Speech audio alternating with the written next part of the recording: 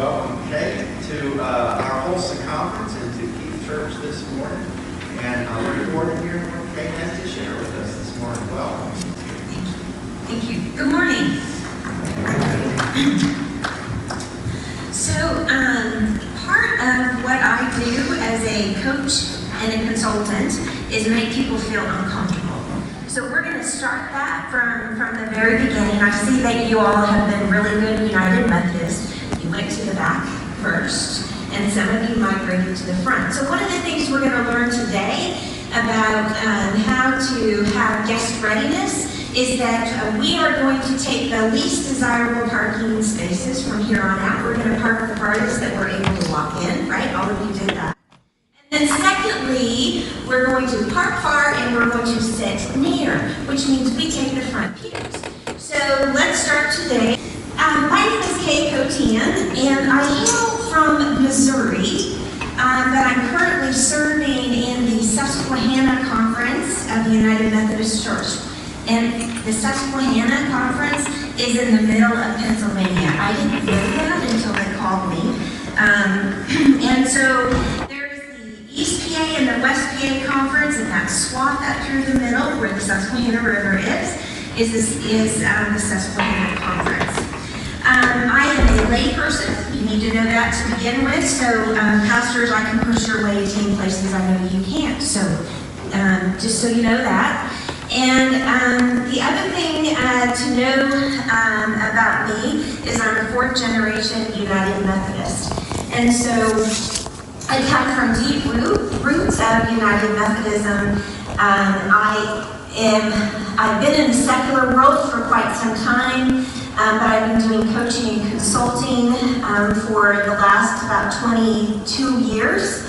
And in the last 10 years, it's been exclusively with churches and pastors. Some of you are familiar with the Missouri Conference. We did something called the Healthy Church Initiative. It was a revitalization process, and in the midst of doing that, other conferences said, hey, could you help us out? And so I began to travel across the United States kind of sharing the process.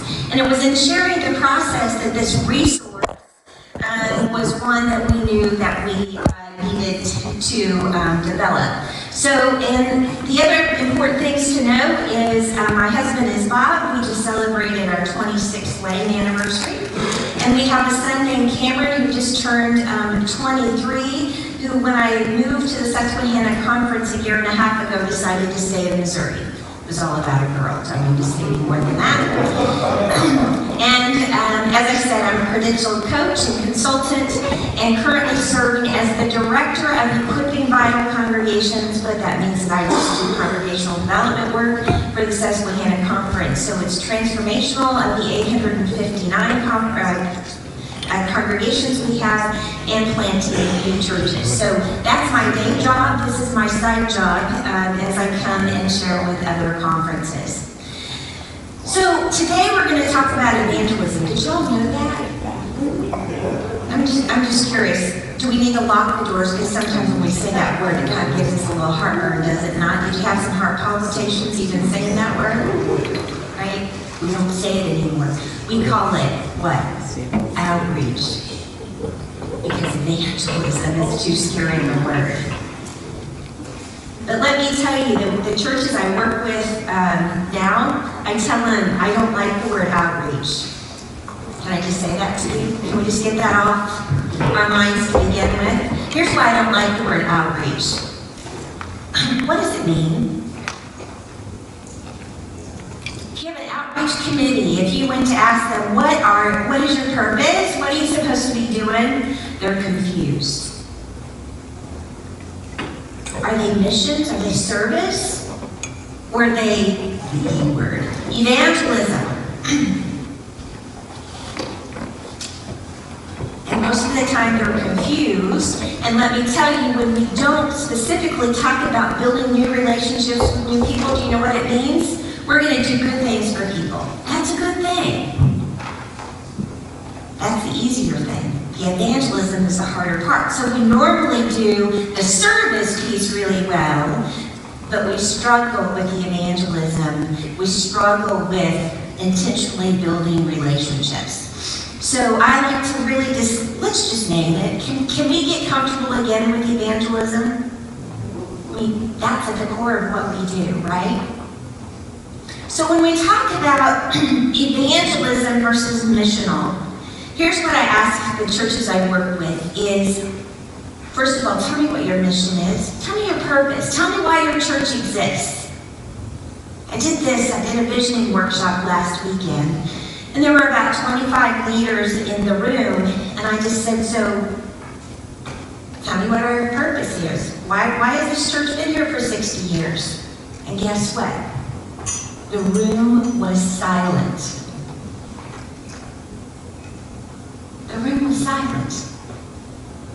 And it just breaks my heart every time that happens to know that we have been a church in that location for 60 years and we don't get why. Why do we exist? Now, the United Methodist Church has its mission, right? Do you know what that is? To make disciples of Jesus Christ for the transformation of the world. Now, sometimes I have to push that a little bit and say to make new disciples of Jesus Christ for the transformation of the world. Okay, that's not exactly the way Matthew has it. But here's why we do that. Is sometimes we get in a rut of saying, you know what, as long as I'm feeding myself, as long as I'm doing Sunday school, aren't I making a disciple? Mature disciples disciple others. And if we're not getting to the point in our own development of sharing Jesus with other people, we haven't fully reached maturity. And so if our purpose is to make new disciples, it kind of gets us out of that rut of it's just about feeding myself. Sometimes when we think about evangelism, even if we say that word and we have an evangelism committee, we go, whew, that means I'm off the hook. That committee of 6, that's their responsibility, it's not mine. But again, mature disciples disciple others. So how are we doing in equipping people so that they understand it's a responsibility? Shall I say it's a blessing to share Jesus with other folks? At one time we were told United Methodists have lost their anointing. Not sure what that means. But boy, I'd like to see a little fire and passion so that we get excited about knowing Jesus and want to share that with other people. Amen? Amen. So when we talk about evangelism, it's like this little group of people over here that have that responsibility. Oh, and by the way, pastors, that's what you're paid to do, so nobody else has to do it, right? But yet, if we become a church that is missional, that's the shift, friends. Here's what I mean. When we become a church that is missional, it means everything that we do is fulfilling the purpose of making disciples. Would the life of your church look different if that's the way we were thinking about it? The way we use our resources, would it look different? How many things on your calendar don't make disciples? Your church calendar. I have yet to walk into a church that isn't busy. Busy playing church, but are we being the church? Now, I probably should have just said before I said that last statement that probably hit you hard. I'm not here to make us all feel good and sing kumbaya. Just so you know that. My purpose here is to help us get outside of our thinking about current church and to help us reclaim our roots, our Wesleyan roots about what we are and our purpose. And our purpose is discipling. Our purpose is relationships, our relationships with Christ, that we are so excited about our relationship with Christ that we can't wait to share that with other people. Wouldn't you love to be part of a church that's that way? In order to be a church that way, we've got to get back to everything that we're doing to be about the mission. So every time something goes on the calendar at your church, ask the question, so, how is this helping us fulfill our mission of making disciples?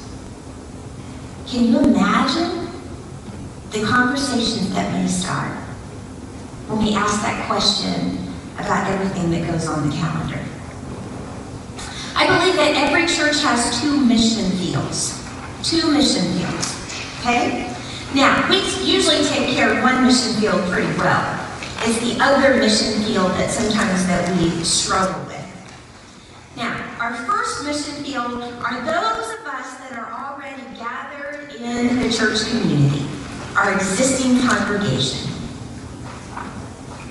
Our second mission field, and may I say our more important mission field, are those that yet don't know Christ.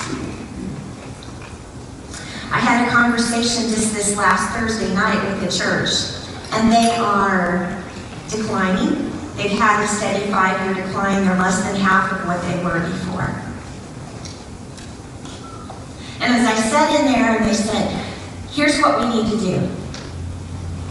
You know, when we had that youth pastor who was also musically inclined that could lead worship, it was a 2-page summary of what they were looking for.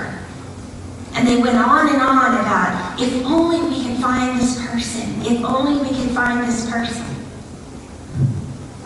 And I said, well, unicorns, last I checked, don't exist. That's what you're asking for. Or Jesus to come back and be your youth director. But I said, before we decide who we need to hire, what's our mission field? And they kind of looked at me. Your mission field. What is the part of your neighborhood or your community that God's calling you to reach? Now, you all know Mission Insight, right? That little demographic program that your apportionments pay for? Yes? Okay? It's a really, really great tool. But when you go into Mission Insight, you know what its default is? A 2.5-mile radius. And so most of us go, well, Mission Insight must know my mission field, so boom, we're a 2.5-mile radius of our church. Friends, not every one of your mission fields is a 2.5-mile radius from your church. As a leadership team, take some time to identify who it is that God's calling you to reach. It could be a zip code, it could be a school district. The more densely populated the area is, the smaller your mission field. Think about this. If you're saying that's your mission field, you're saying, Christ, I got it. These are the people that I'm taking responsibility for reaching. So when you gave a 15-mile radius, you better believe he He's hearing you. You're taking responsibility for that 15-mile radius. Do you see the difference? God is calling you to reach your neighborhood. How many churches have become drive-in churches, I call them? It's not because we're watching drive-in movies. But it's a church that people once lived in the neighborhood, and for whatever reason, they moved out of the neighborhood and they drive back in on Sunday. They don't do life in the neighborhood. And so therefore, all the decisions that are made through the lens of those folks are the ones that were apparent when they lived there. Not necessarily what the neighborhood is today. So they no longer do life in their neighborhood, therefore they probably don't understand the neighborhood. And therefore we're making decisions based on old history or our own preferences of those that are living outside the mission field.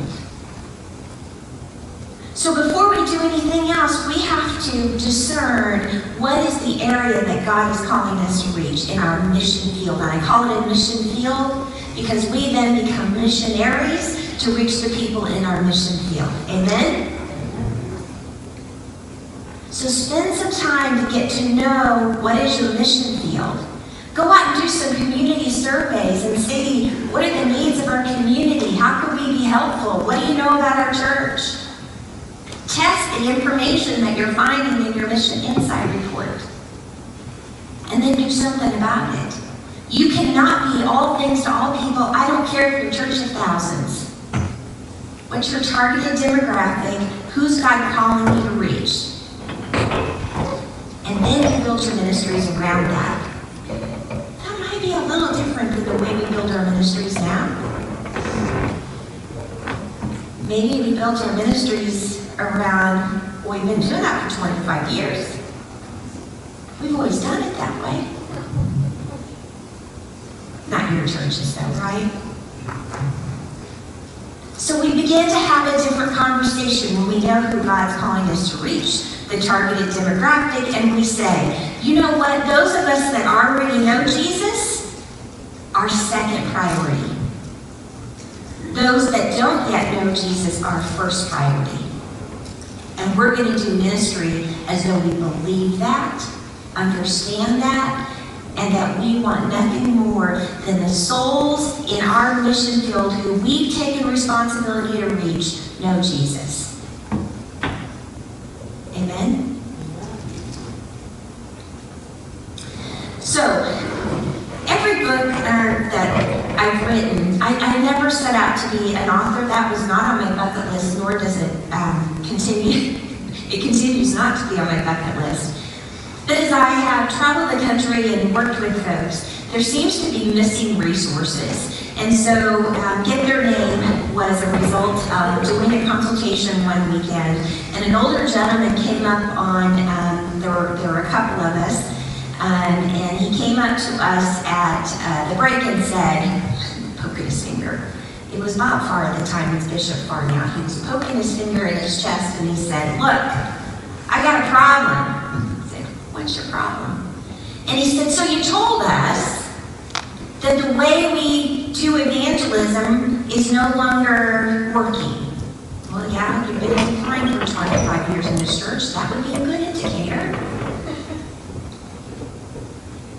And he said, so, great, you told us what not to do, but you haven't told us what to do now. And you're right.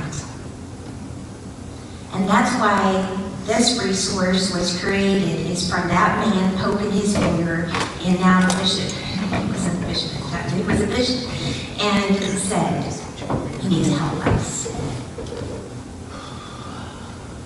So when we were writing a book, what we determined were these four things.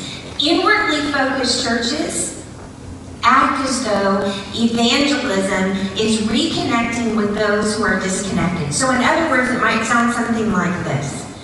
New pastor comes, and the first thing in the door, the existing SPR chair says this, you know, pastor, that last pastor ran off all these people. So if you could just go and get all of those people back, we'd be just fine. Friends, if we didn't stop the backdoor bleed in the first month or two, they're not coming back. It's a rare exception that once they're gone for several weeks or a few months, they're gone. I know there was a time that I drifted away from the church. I have been very involved, been involved in a Sunday school class. Did anybody call? So many people were coming in the front door, they didn't realize anybody was going out the back door. And it's not just the pastor's job to watch the back door. What is your process in not only connecting with new people, but making sure we're staying connected with those that are already there? The second observation was outwardly focused churches practice evangelism as connecting the unconnected to Jesus first and then the church. We used to be taught, what does evangelism look like? It's one thing. You should come to church with me. That's what we were taught. That's what I was taught. That's what evangelism sounds like. You just invite people to church. And while that may work, we were taught that when we were living in a much more church-centric world. I don't know if you've noticed that you don't live in a church-centric world anymore. And so now that we're not, we are countercultural. Have you realized that? We Christians are countercultural. So an invitation is not just going to get folks. We must first build a relationship. You've got to build a trusting relationship. Be vulnerable and tell them your story. And then you can connect them to a gathered community. But see, we normally try to get from A to Z in one giant leap of meet them and invite them to church. Sure. Of church is shrinking and the pool of unconnected is growing monumentally. You all know that. And the other thing is we used to talk about membership. Get them in the door, get them down the aisle, get them to say yes to their membership vows, and we're good. So older, more established churches have way more membership than attendance. Yes? Newer churches have way more attendance than membership. What do we know from that? Membership isn't nearly as important as it once was. Belonging. I mean, look at the Lions Club or look at any other civic organizations, Rotary. They're all in this decline. Those kinds of things are not as appealing as they once were. So, what we're going to talk about today is evangelism. Are we getting a little more comfortable with the word? Are you feeling okay about it? It's building authentic relationships with people we don't know. Simple. Building authentic relationships with people we don't know. Authentic is key. The Foundation for Evangelism invited me to be part of a panel a couple of years ago, and I was sitting in a very diverse group of people from all over the country, and the foundation, the Evangelism Foundation, was asking us, so what does it look like to do evangelism in the 21st century? And one of the young millennials at the table said, can I talk? I have something to share. And so, pardon me, this is coming from the millennials. So he said, I want you to first know that the BS meter of a millennial is pretty darn sensitive. They can see through it. And secondly, could we just show a little R&R? And the resident theologian at the table said, rest and relaxation? He said, no. Can we just be raw and real with one another? Can we just be raw and real? That's what folks are looking for. And as we know from Luke, it's no different today than it has been. The harvest is plentiful, and may I even say even more plentiful, and the workers are few. So many say, oh, it's not my thing to do evangelism. Is it your thing to know Christ? If it's your thing to know Christ, then why wouldn't you want to share that? So there are 3 different sections of our learning today. One of them is going to be the steps in evangelism. We're going to do that this morning. And then we're going to go into what does it mean to be a 21st century missionary. And then the third is how to prepare your church to receive new people. So those are kind of the 3 sections. You'll notice in the resources that there were 3 writers in this book. The first section was written by Doug Anderson, who's out of the Indiana Conference. Bob Farr, who is now the Bishop of Missouri, wrote the middle section, and the last section is the one I authored, which is preparing your church to receive. So if you were to read the book, you could probably hear those different voices inside it. So when we talk about the first section here is how do we go about building relationships? So think about this in terms of schooling, okay? And when we go to school, we start out in what? Elementary school.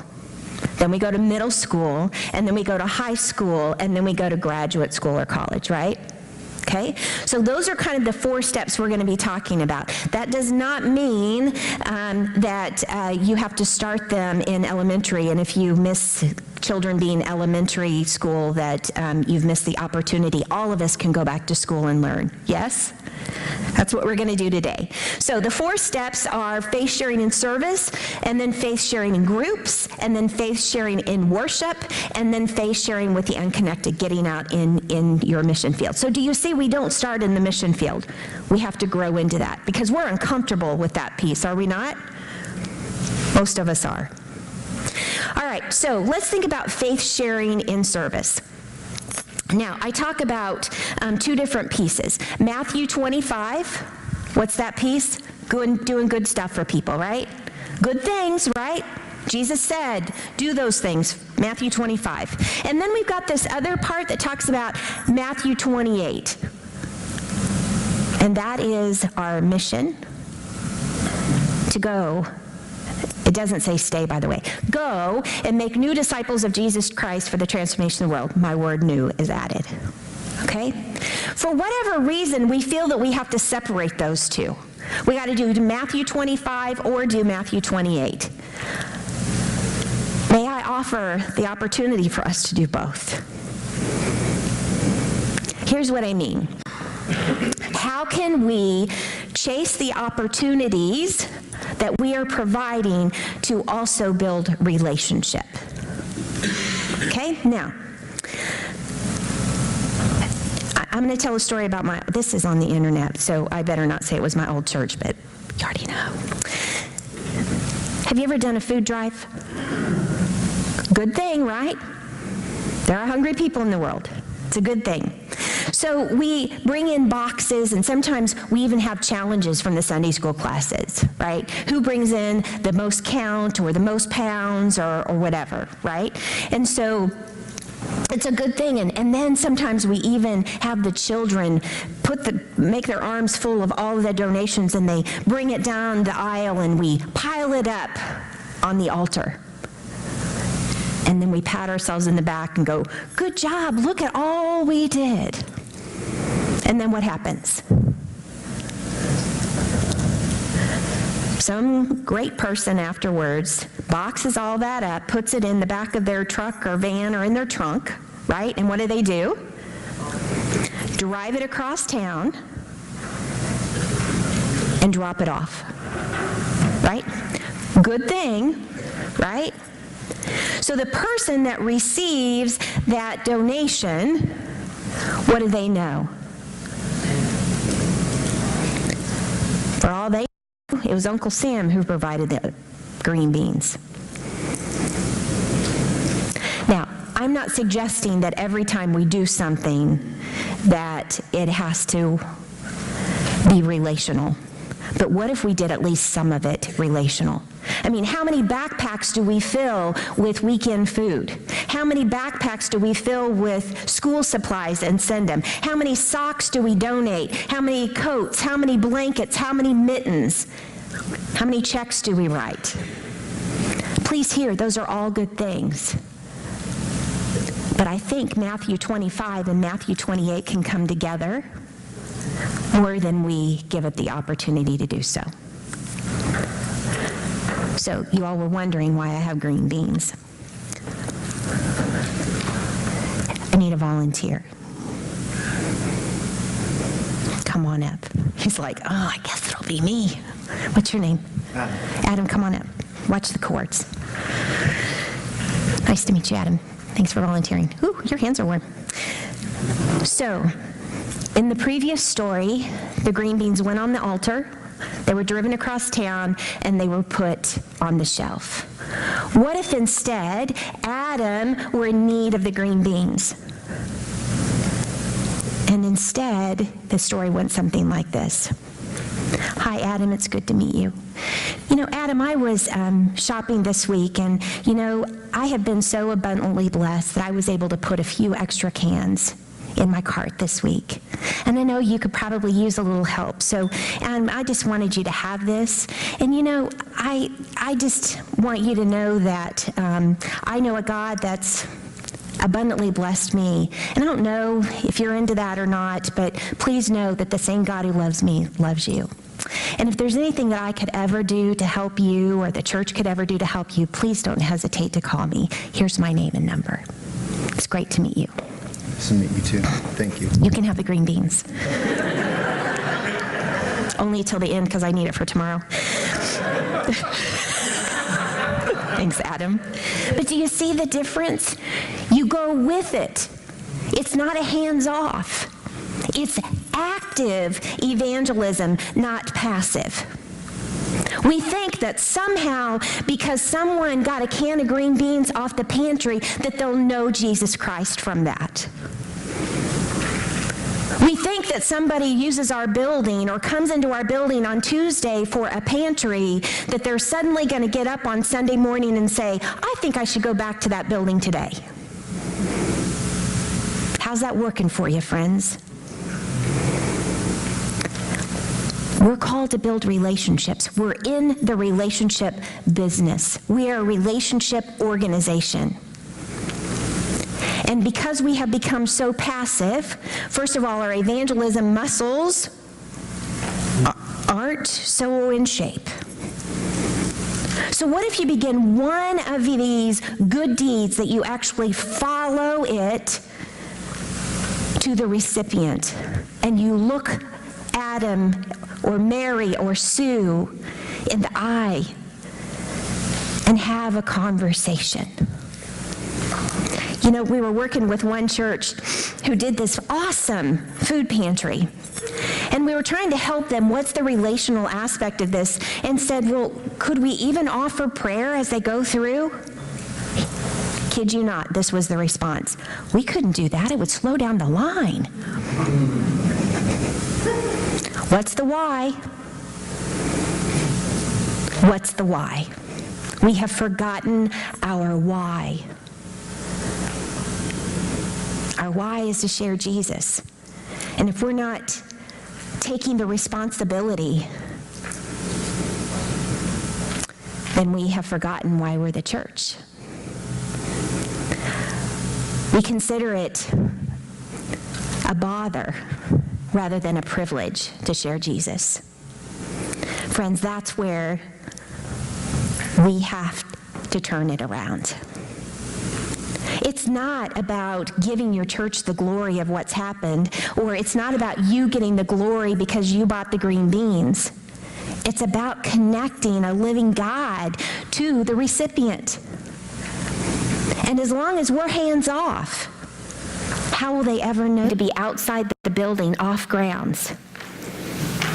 In our devotion this morning, we heard that. How do we go into the mission field rather than expecting the mission field to come to us? It's a big shift because we have our beautiful buildings, yes? But our beautiful buildings are sometimes the obstacle. There's baggage sometimes that comes with the church. There's these big ominous places that people have no idea what's going on in there. Do you know what it takes to walk into a place that you are unfamiliar with, let alone a place like that? I mean, let me tell you, I've been living the last year and a half going to places I've never been to, living in a new state. And I constantly feel like I'm outside my comfort zone trying to find my way around and find buildings and find the right door to come in. Yeah, that's an issue at churches, is it not? What door to come in, right? And so how do we go and hang with the people that we're trying to reach? So that's number one, faith sharing and service. All right, that's the elementary piece. All right, now, we began to be relational, and now we're going from elementary to what? Middle school, right? Now, in middle school, what changes from elementary to middle school? Puberty. Oh, Lord. Right? Maybe you're not, I'm sorry? So you change classes? You change classes, that's right. You have different teachers. Sometimes you even get the locker experience by then, right? So you're growing more independent, okay? So when we think about evangelism, then we're thinking about how are we sharing Jesus inside the church, right? We got to get comfortable. So these are your brothers and sisters in Christ. People you're comfortable with, right? People you're doing life with. So we will first have to start talking about our story with people in our group. So have you ever had one of those stories where you're talking about how Jesus is showing up in your life? You do talk about that, right? You do talk about that, right? Yes. Whew, I was afraid we were going to have to go back. Are we asking that question? How's it going with your walk with Jesus? Now, Wesley might say, how goes it with your soul? Maybe we need to modernize that a little bit and say, how's your walk with Jesus? Are you asking those questions? Can you imagine if your trustees started that question as the beginning of their meeting? What about your board? What about SPR? What about staff meetings? Because that's what it's about, our life with Jesus. Why aren't we asking? So when you do get to ask that question, have you ever been in a small group and somebody begins to tell their story and the hair stands up on the back of your neck, or you get the goosebumps, or maybe you tear up? That touches you. Those are the kind of stories that begin to tell doing life with Jesus. We're doing life with each other, but then how are we raising these stories up? And let me tell you, if you don't ask the question, you're not going to get the story. And if we're not comfortable sharing with one another, how are we ever going to be comfortable sharing it out in the world in our mission field? So middle school is about providing opportunities in small groups to begin to talk about how life with Jesus is going. Think about the choir. Can you imagine choir practice starting with that? So, how's your walk with Jesus? Where are you feeling most close to Jesus, and where are those places where you're feeling separated? Where are you on your faith journey, and where are you struggling or falling off the pathway? Isn't that the work of our classes and bands that our roots go back to? But you know, I was asked to teach in a Sunday school class just before I left my home church. You know, suddenly you know something when you're going to move far away. And so the Sunday school class teacher asked, so could you share a little bit about, I don't remember which book. I said, so sure, so how much time do I have? Hour-long Sunday school, right? About 45 minutes, right? Oh, no. No, you'll have about 15. Oh, well, this is going to be interesting. So I arrived a few minutes before, and mind you, this is a class of 70 people. Been asked to split so that new people could find their way in, but they're close. So as they straggle in, what do? Got to get the coffee. And then we chit-chat, and so we're not even starting till probably 10 into the hour. And then what happens? Joys and concerns. And those went on for 20 minutes. And then announcements. And sure enough, there was only about 15 minutes in class left when I was handed the microphone.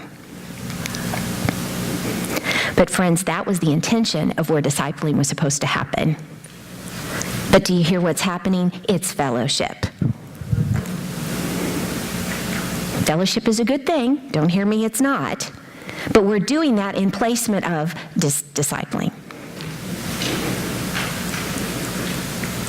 Most churches don't even have an intentional faith development process. So how in the world? It's kind of like McDonald's is known for their Big Mac, right? We could all sing the song, 2 all beef patty, special sauce, let's cheese, pickles, onion, sesame bun, right? Okay, I'm old, so for some of you younger ones probably didn't hear that, right?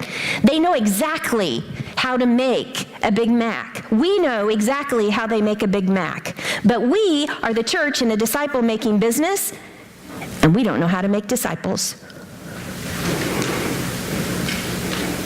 Most churches I work with do not have an intentional faith development process. But yep, that's the business that we're in. So when we think about middle school and we think about what it looks like to be in evangelism in a middle school setting, then how are we becoming comfortable in sharing our faith in small groups? So think about what are the 2 or 3 different four places that in your church we could begin to talk about this. Because once we begin to talk about this and you feel those kind of messages, again, that you go, oh, more people need to hear that. Then it takes you to the next step. And this is the high school step. So remember, in high school, every hour you have a different teacher, right? You're totally independent. You got the locker. You got to find your way from one place to the next. You get to choose some of your classes. You have more options. Okay? More independence.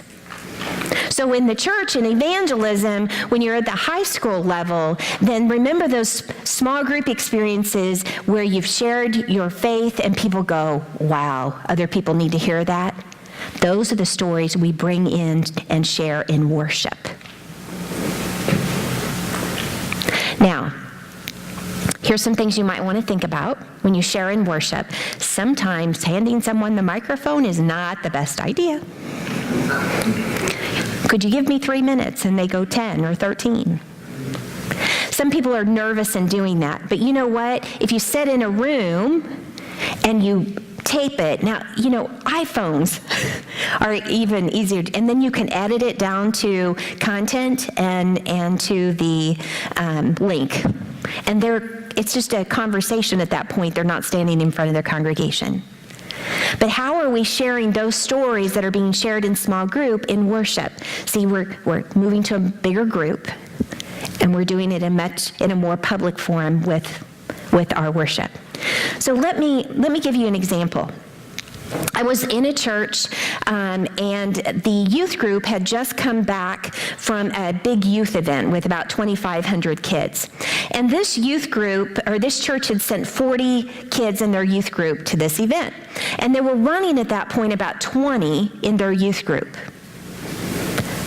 So 20 kids who were not connected with the youth group went, right? That's something to celebrate. Okay? So here's what happened is as they said, now we're going to take up the offering at this point, and while the offering's running, you're going to see some pictures across the screen of the kids that went to this event this last weekend. You know, we sent 40 kids. Well, that's pretty cool. But what if we did this? What if the pastor called the ushers forward to take the offering? And as they're coming forward this morning, I wanted to share with you, congregation, what your blessings and your sharing and your generosity has allowed to happen. You know, our youth group is running about 20 kids, but we were able to send 40, yes, 40 children to this event, 20 from our church body and 20 from the community. And as they went to this event, and they were able to grow in their relationship with Christ, and some of them were introduced to Christ for the first time, they shared some moments about where God was working in them and their experiences. So while the offering is being collected, while you're digging deep in the generosity to make these things happen once again, I'd like for you to hear the stories of the children from the weekend. So see, the youth director could have taken the opportunity. You know, you all have been on mission trips, right? And that evening when you do the recap, where'd you see God working? We just are capturing all of that so that we can share that in the worship experience and connect it into the life of the congregation and what our generosity is doing. Do you see the difference? Pictures can say one thing, but stories say so much more. Now, the final piece, or your graduate level evangelism, if you will, is now that we have done it through service, okay, and we have done it in small groups, and we've shared in worship, now we're ready to leave the building. And as we leave the building and we share Jesus with people who don't yet know Christ, it's a whole new ball game, is it not? Remember when you graduated from high school and you went away to college? That's a big change, isn't it? You went into the world. You left your parents. The people have left the church building. And so when we begin to think about faith sharing in the community, we have to remember that it isn't about walking up to someone who you barely know or don't know at all and say, you should come to church. Because go back to my millennial friend to say their BS meter is high and they want just a little R&R. So how can I provide an authentic invitation to someone to get to know Jesus if I don't first have a relationship with them? You hear the difference? Of you should. Remember somebody in the cubicle next to you at work, you should come to church with me. What does that mean sometime? Versus you have built a relationship so that you can then begin to tell why God. Before they ever want to know about your church, they first need to go, what's this mean? What's this Jesus piece? Why do you do this? Why is that your lifestyle? Come to my church. Because then it's about selling your church. It isn't about selling your church. It's about Jesus. And in order for there to be an authentic invitation, you first have to have a relationship. That's like me going up to somebody in the grocery store and say, hey, want to come home for dinner at my house tonight? Wouldn't that be kind of funky? They don't know me, don't know what I cook, or if I can cook. But once you have a relationship, and they know why Jesus and why a church, then you can begin to talk about why my church. And could I come and pick you up on Sunday and let's go experience this together? That's very specific. It's invitational. And it says, I'm going to make this journey alongside you. I'm not going to make you walk into that building all alone. I'm going to help you navigate. I'm going to introduce you to other people. So it's not as scary of a thing, right? The other thing is special Sundays are an opportunity for you to invite. But may I even say that we're even getting to the point of, is it special Sundays or is it side door events is what I call them? Okay, that means it can't be a fundraiser.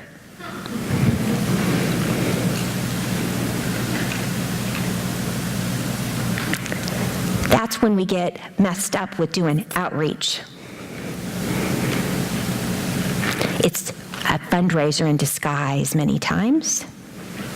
So let me give you an example. How am I doing on time, by the way? Is anybody keeping time, or we're just going to go all day? I think I have a... Okay, we'll just go until somebody tells me to stop. Okay, so a church has this thing, a chili supper, second Saturday of every January.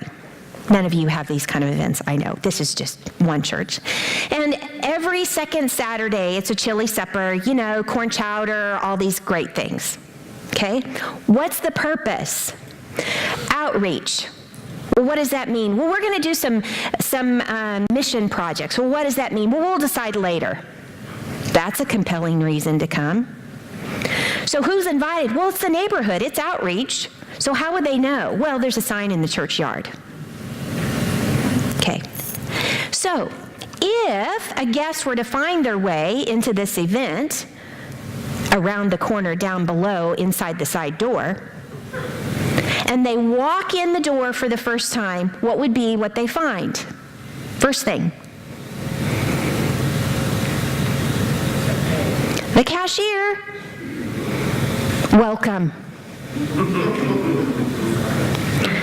So you pay your free will offering, although someone's sitting there with a cash box, and you give them their money, okay? And then you go, and all these people are standing behind these tables, right? And then you pick up your chili or corn chowder. It's tasteful, right? We are United Methodists. We know how to cook. And then the next thing we get is cornbread. And then the next thing we get is dessert. Of course, dessert, homemade desserts, right? And we have our little cafeteria tray and we're added to it. And then we get over here, we turn the corner, and then what? Get your drink. And so I've got my tray, and what do?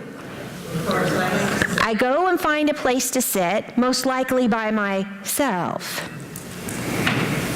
Because all the church people are too busy doing the work. We got dishes to do. We got people to serve. We got tables to bus. So after I finish my meal as a guest, what do? I walk out the door. And what a great experience that was. You know, those United Methodists know how to cook. And so afterwards, they count their money, they take away the expenses, and they go, we have $1,200 profit. So what are we going to do with that? You know, I think we should do something to outreach to our community. Do you mean evangelism? Yeah, sure, evangelism. So let's recap. The very person from your community that came in, that we ignored, that you had them in the building and you made them pay to have a relationship with you, you now have a profit so that you now want to go and reach them. What's missing here, friends? Relationship. The guest amongst us was there, and we ignored them. Because we were too busy being about serving, and we forgot the why. The why is relationship. First with one another, so that they could have a relationship with Jesus Christ. They were already there. So if we're doing things for the sole purpose of building relationships with the unchurched, I always say it needs to be a P-free zone. That's the letter P for those of you that went somewhere else. No prayers, no preaching, no pressure, and no pocketbooks. It should not cost someone to build a relationship with you and with Jesus. If it's a fundraiser, call it a fundraiser. If it's a bridge event for the sole purpose of building relationships with the unchurched, are you getting that definition? Then it should be a P-free zone. No prayers, no preaching, no pressure, no pocketbooks. Out of the church building and preferably off church grounds. Because the actual building and sometimes property are intimidating. They're barriers for people. Again, how do we go and be a part of the community instead of expecting the community to come to us? Is that as convenient? Nope. But ministry isn't about convenience. Amen? It's about relationships. So, I'd just like for you to take a few minutes, gather in circles around, and just share your takeaway from session 1. Where do you think people are in your church? Are they in elementary evangelism? Are they in middle school evangelism, high school? Or where's the place we could start asking the question, how's it going with Jesus? And be able to start those stories. So just take a few minutes and recap, where are you at in the life of your congregation?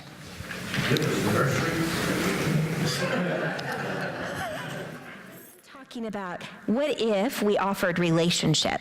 So you know there's those back to school days that they have to be in their room and do professional development, or they have a day to put their room back together because you know they had to break it apart because they waxed the floors in the summer, you know, so they had to take everything down. And so what if we provided individual lunches and we went into each teacher's room with permission of the principal, of course, and just said, we just wanted to come in and offer you this lunch as a token of our appreciation for all that you do for our community and our children. We are just so grateful for your calling of serving and teaching our children. If there's anything we could do to be helpful, please don't hesitate to call us. Here is my name and phone number, and here's the church I represent. We had one school that was actually looking for that opportunity to be in relationship with the school. And so they offered a back-to-school luncheon where they actually had a table host at each of the tables. So it wasn't just about serving, but how are we offering relationship? And again, with the permission of the principal who was eager to enter into this relationship, the pastor said, again, just thank you for what you do and what you mean to our community. And we have a group of people at our church who want to be your prayer partners, your prayer buddies.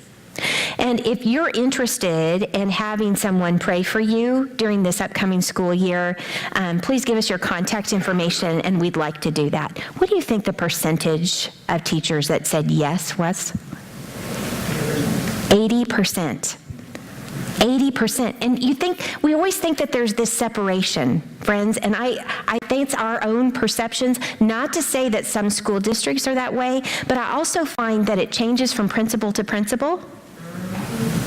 So continue to always work those. And if it isn't the elementary school, what does the middle school look like? And those relationships. And the counselor is the very best person. They really know what's going on.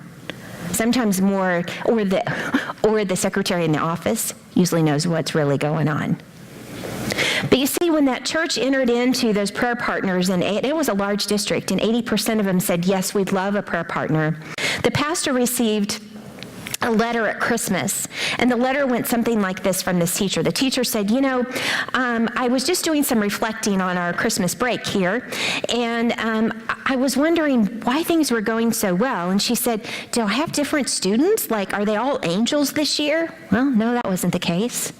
And she said, do I have different teaching partners? No, that's not the case. And she said, is it a change of curriculum? Nope, same curriculum. And she said, I suddenly realized the only thing that had changed was I now had a prayer partner. So please know I have felt it. I've experienced the power of this. So thank you, and please continue. Sometimes we don't ask anymore because we think there is this separation. But people are looking for community more than they ever have. It used to be work, church, and home. Remember, nothing new, just work, church, and home. You've heard that. Well, it's not church anymore. Church is not the third place. People are looking for their third places. And how can we go out and be that as opposed to expecting them to come in? All right, so how many of you found yourselves in middle school? Anybody in middle school, at least your church was? High school? You're all in the college level, right? All right, so where are you going to start? Where are you going to start? What's the one place? Did any of you come up with that? What are we going to do? Where are we going to start? Yeah, Adam? Small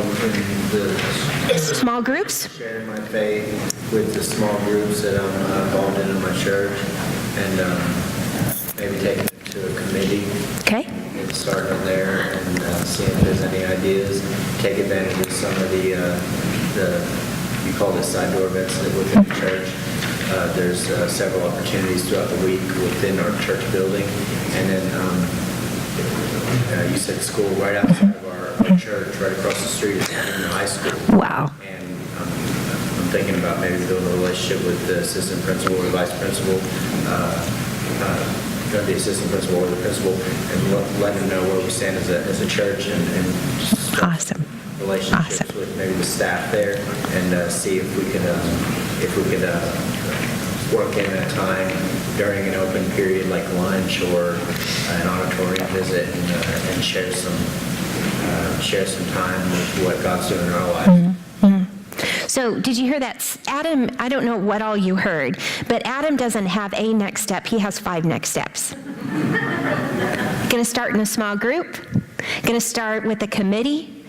He's going to begin to build relationships with the junior high across the street from the church. So there are already several places where he can begin to think about, are you the pastor or are you a lay person? I'm a member of my church. Come here. Do you hear this?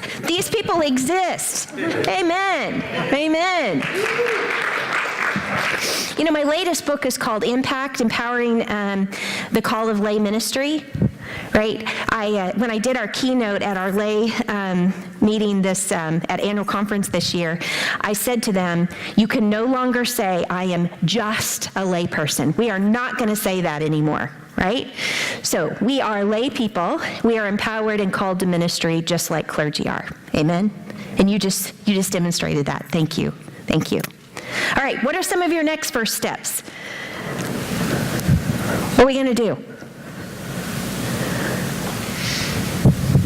Yeah. Provide the opportunity to share in some of the events and meetings that we have now. Okay. We can introduce that more into those and make people more comfortable with that. Yeah. Get back on track. Yeah. And we as leaders got to go first, right? And it may start with, oh, it was a beautiful sunrise. Oh, I see God in my grandchildren. Oh, the fire. And we got to start there. We got to start there, but we have to continue to challenge and go deeper and deeper and deeper. So what's the group you're going to start with? We have a men's group that has just started. It's been going on for about 4 months. Okay. Just talking about that. They're ready. Place to introduce it, right? Awesome. Awesome. And what if we all new groups, we set that up as an expectation from beginning and we equipped them with that? Awesome. Anybody going to start with the trustees? All right. Yay. We're going to start with the trustees. How about the choir? Anybody going to take on the choir? Yes, we got a choir here, right? How about SPR? Anybody going for SPR? All right, we're going to go for SPR here at Least Finance. Whew. Anybody taking on finance? The people who like to crunch the numbers, can we talk about God there too? Right? Please. Please. Where's Jesus in finance? Right. Awesome. Awesome. So friends, write your next step down. I have a bias for action. I don't want you to spend your whole day here just having a good time and listen to some talking head. Friends, you're here for kingdom impact. What are you going to take away? What's going to be different as a result of the investment that you made here? As United Methodists, sometimes we are professional workshop attenders. Yes? Amen. And then we go home and you have a really great handout and it goes to the corner of your desk or kitchen counter and then it gets piled up and then you got to shove it in a drawer or put it on the shelf and before long it is in the trash or you're dusting it. Please don't make that what this is about. There is an opportunity here to change the trajectory of your church by beginning to talk about evangelism and equipping people for evangelism. Another thing we got to get out of that, and our church is bad about this, it's not the pastor's responsibility to do the business. That's right. It's everyone's responsibility, right? Absolutely, absolutely. So I always say to folks, I am not going to present things that I'm not willing to do myself. So we're going to lunch here in a few minutes, but I want to leave you with a story. Some of you have heard this story before, so I apologize, but many of you have not. So as you can see, even out of state, I have to have my Diet Cola every morning. And so I try to limit that by not having it as home as much. And so when the urge really hits, when I'm working from home, it makes me have to get in the car and drive to the corner. Well, there was a corner convenience store because it's all about, I am so thankful for styrofoam cups. They don't have these in Pennsylvania. I miss those about Missouri. I'm about styrofoam cups and crushed ice and a fountain drink. Okay, so I'm a snob about my diet soda as well. So I own that. So I drive to this convenience store that has all of those things. And I approach the cash register. And Sandy, very pleasant, cashier, says, "So what do you coach?" "What do I coach?" And she said, "I saw your license plate." My Missouri license plate said Coach K. I know you couldn't get by with that down in here, but Coach K, okay? And I said, obviously I'm not a basketball coach, right? And she said, no, really, what kind of coach are you? And I said, I coach pastors and churches. And she said, you do what? What does that mean? And so I began to tell her a little bit about it, and she became intrigued by this very unusual profession. And so I began to build this relationship with Sandy. I'd go in, and she'd go, so where are you off to now? What are you doing there? And she was just always asking lots of questions. We had really great conversation. And this went on for a few months. And I went in one day, and I came in the door, and she said, hey, Kay, it's great to see you. I want to introduce you to my friend. And there was a friend at the side who was kind of leaning up at the counter, and they had been conversing. And I said, oh, yeah. She introduced me, and she said, so tell him what you do. And so I began to tell a little bit about what I do, and then it happened. God said, today's the day. And I went, but I'm really busy. I really have other places to do. And as she's asking more questions and I'm conversing, then it wasn't the nudge, it was kind of the knock against the head to say, today's the day. Like, oh, but I really don't want to. Today's the day. It's like, okay, then cover me. I'm going in. So as I stand at the counter, I said to Sandy and her friend, I said, so Sandy, do you mind if I share a story with you? And she said, oh, no. And she literally leaned across the counter and put her elbows on the counter. I went, okay, I get it. I said, so Sandy, do you remember a few weeks ago that there was a big kind of hullabaloo at your store over a scratch-off ticket. No, this is United Methodist. There was a scratch-off ticket that went over the drawer limit that someone was supposed to pay out, but it was a new employee, and so they had to call the manager because he'd already validated, and they had to call the manager in and open the safe, and she went, oh my gosh, I heard about that. I said, that was my husband. And she said, really? I said, yes. I said, it was the first scratch-off ticket he had ever bought. And I said, he just couldn't believe the few $100s that he won. And he now says that was the beginning of his lucky week. And she said, oh? I said, yes, because that same week I received a call that no wife ever wanted to get. Someone from his office was calling to say, your husband is in an ambulance on the way to the hospital.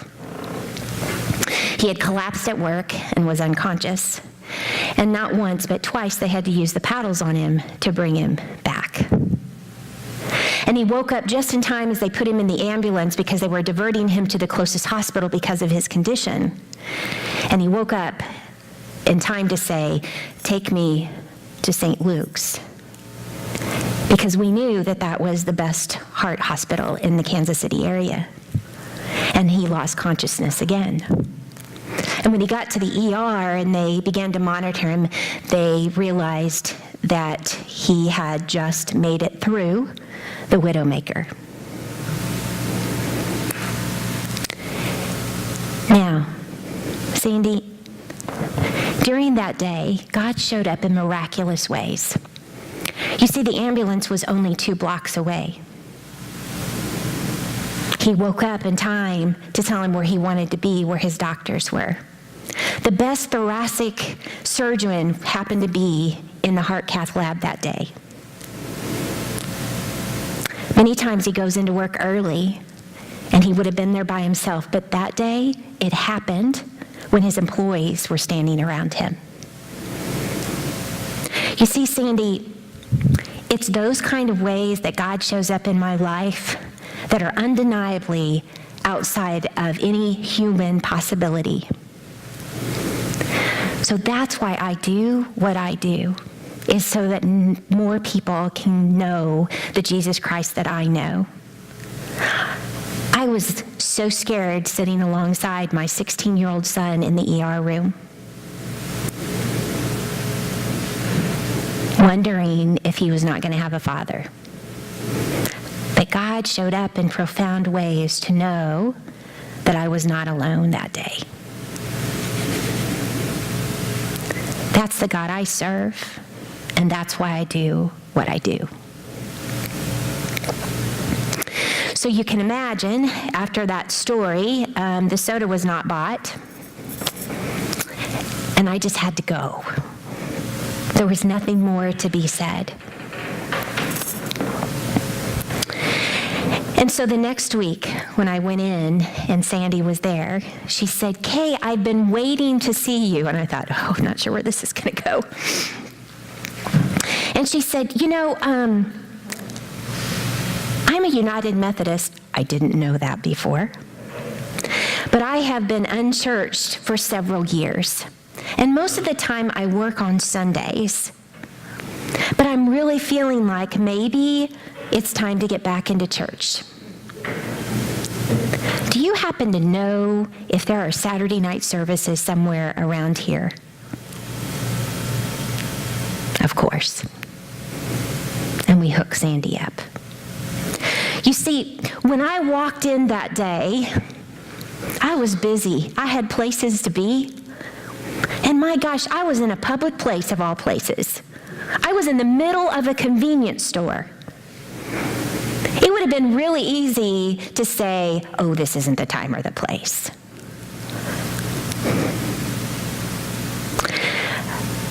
But God asks us to show up when it's time to show up.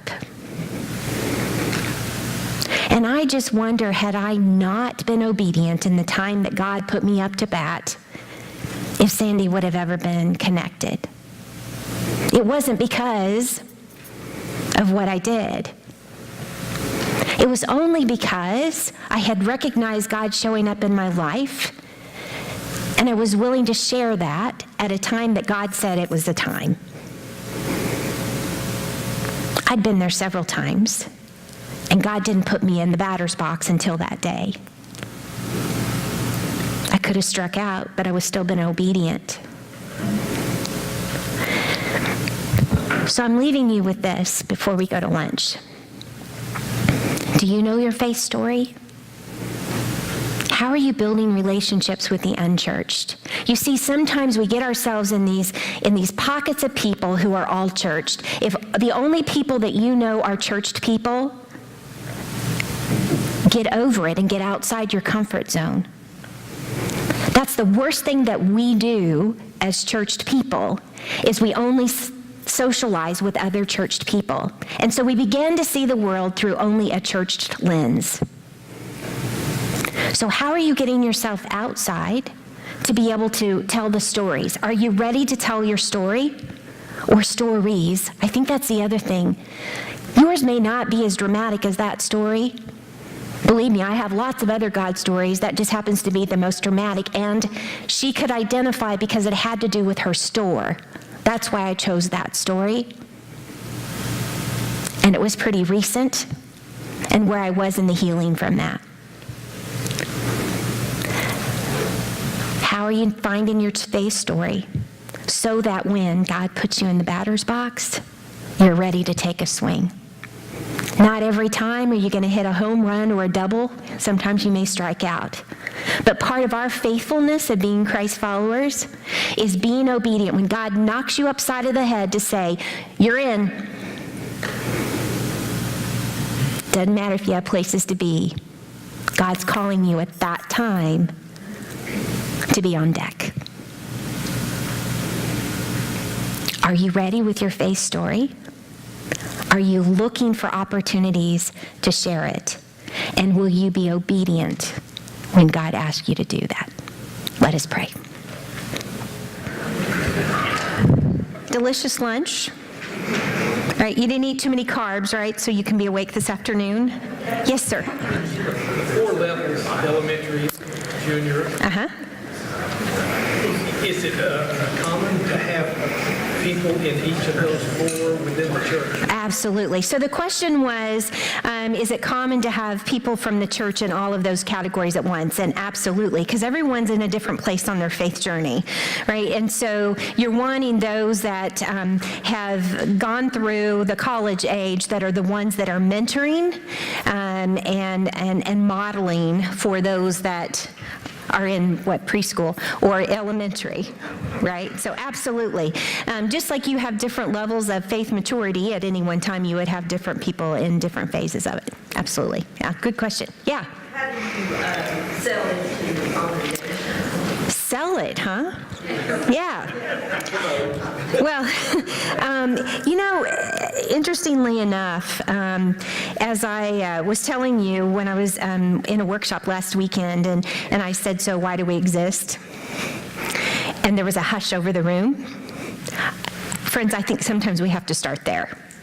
Because once we start there and understanding that's why we exist, then of course we have to do this in order to do the purpose. But it's amazing that we have people who have been in our churches for 40, 50, 60, 80 years that aren't able to answer that question. And that's not on them, that's on us. Because that means they haven't been discipled in all of those years they've been faithful sitting in that pew. Which goes back to the intentional faith development piece. So I was sharing with some folks at lunch that we're going through a process in the Harrisburg area. We have 10 churches with only 359 total worshipers in them. And do you know the biggest conversation? The heartbreak is not because we're not being a good witness for the 50,000 people who live in Harrisburg. The biggest conversation is, but what about my building? And that is on us.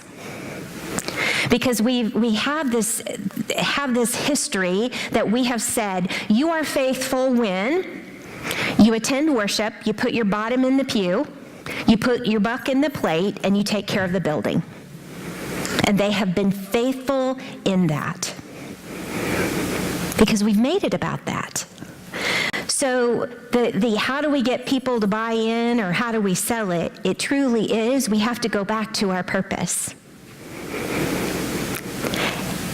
And as I have said over the last 6 weeks, many, many times as I've had multiple conversations in these 10 churches that are a part of this initiative called Impact Harrisburg, I just say, this isn't about us. This is about something bigger.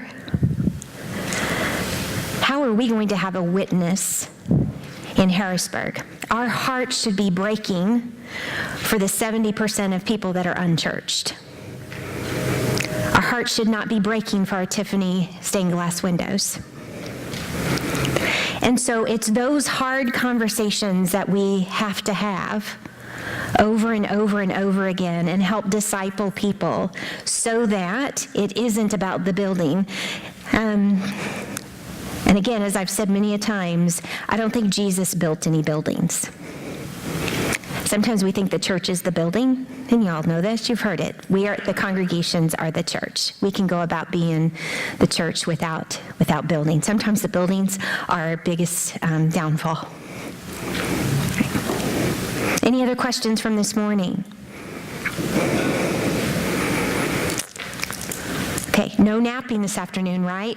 Look to your left and your right. Those are your accountability partners to keep your eyes open. Okay? Or if somebody starts dozing off or snoring, that's your accountability partner to help you not embarrass yourself, okay, and fall out of your chair or get a snooze hear it, okay? All right, so we're going to go through the second part of Get Their Name, and it's called How to Become a 21st Century Missionary. Remember, we've identified our mission field, and now we're going to be missionaries that go out into our mission field. And then we'll have a break after this section, and then we'll go into the final section about how to prepare your church for receiving guests. The church has become an alien in the very world that we are called to serve. Remember, we talked about this morning that we are the minority. It is not the majority anymore that are churched. And so this this whole theme of this middle section here is how to engage your radar. You know, are you familiar with the series, it was a long time ago, of MASH? Okay, remember one of the characters in there was named Radar. And did Radar not know everything about everything that was going on? Right? Because he was tuned in to the community, and he was the communications person. So when we think about that, is how are you going to become Radar? How are you going to engage your radar? Just like the conversation I had with God at the convenience store. Okay, I was really trying to reel in that radar. But God showed me how he wanted me to show up at that moment. Right. So this is how to engage your radar. So first of all, we have to put ourselves in places of having outside conversations. In other words, how do we go about life intentionally? I said in these last 2 years, I think I've used the word intentional and strategic more than any other words. Because we're not necessarily strategic or intentional in the work of our church. So how do we have an intentional plan of putting ourselves in places where the unchurched reside? Do you have a plan? I think sometimes we have to be more like church planters. We've just started a couple of new churches in the Susquehanna Conference. One of the church planters, his name is Tim, he's in the State College area up there with Penn State. And one of the things that is part of his initial on-the-ground time as a parachute drop, the riskiest strategy to start a new church, but it was the only strategy we had that worked in that place, is how many one-on-one conversations are you going to have? How many one-on-one conversations are you going to have? Why is that important? Getting to meet people. Having them share their story. It isn't about, let's come and have a conversation or let me sell you on the valley. The church plantees do it. It's getting to know your neighbors, hearing their stories. Because one of the things that I told Pastor Tim was, I don't want you to go in there with any idea of what this church is going to look like. Because if you do, we are imposing our ideas on the mission field. But instead, let the mission field tell you what the church needs to look like to build up in. Why have we never thought in our 30-year history how to make this happen for someone else? How do we have an idea, a culture of multiplication from the very beginning? Because when we just grow our churches, we're doing addition. But what would it look like to do multiplication? So that's the way we kind of train planters. How can we impose or teach or equip some of our existing congregations how to think this way in existing churches? We used to say, well, you know, the pastor needs to belong to all of the community groups, right? SPR, that was one of the first things we said, was you need to go to the Lions Club, the Chamber of Commerce, the Kiwanis, the fill in the blank. What was the purpose of that? Okay, it was getting to know, right? So, but what the expectation was then is that you go every month or every week or however. And then so what we're saying is this is your community and these are your parameters. Because by the time they do all the sermon writing and all the other things that are required of church and they attend those meetings, there's no other time left. And so we're seeing the same people over and over and over. And I find that most of the time, the people in those organizations are already churched. So what's the why? Always go back to the why. So the why was building community. But if those folks are already churched, why do we continue to hang out in those communities? See, we weren't strategic about how to spend the time. But what if we had an intentional plan of starting new conversations with people every week? Now, in the first 60 days that Pastor Tim has been in the mission field in State College, he's had, I guess it's 90 days, he's had more than 200 conversations, first-time conversations, and then about 50 or 60 follow-up conversations, because those were going to go somewhere. Right. So I'm not suggesting that we need to do that kind of thing in existing churches, but what if we did a small portion of that? Now, pastors, I want to speak to you for a minute. You cannot expect your laity to do anything that you're not doing and modeling.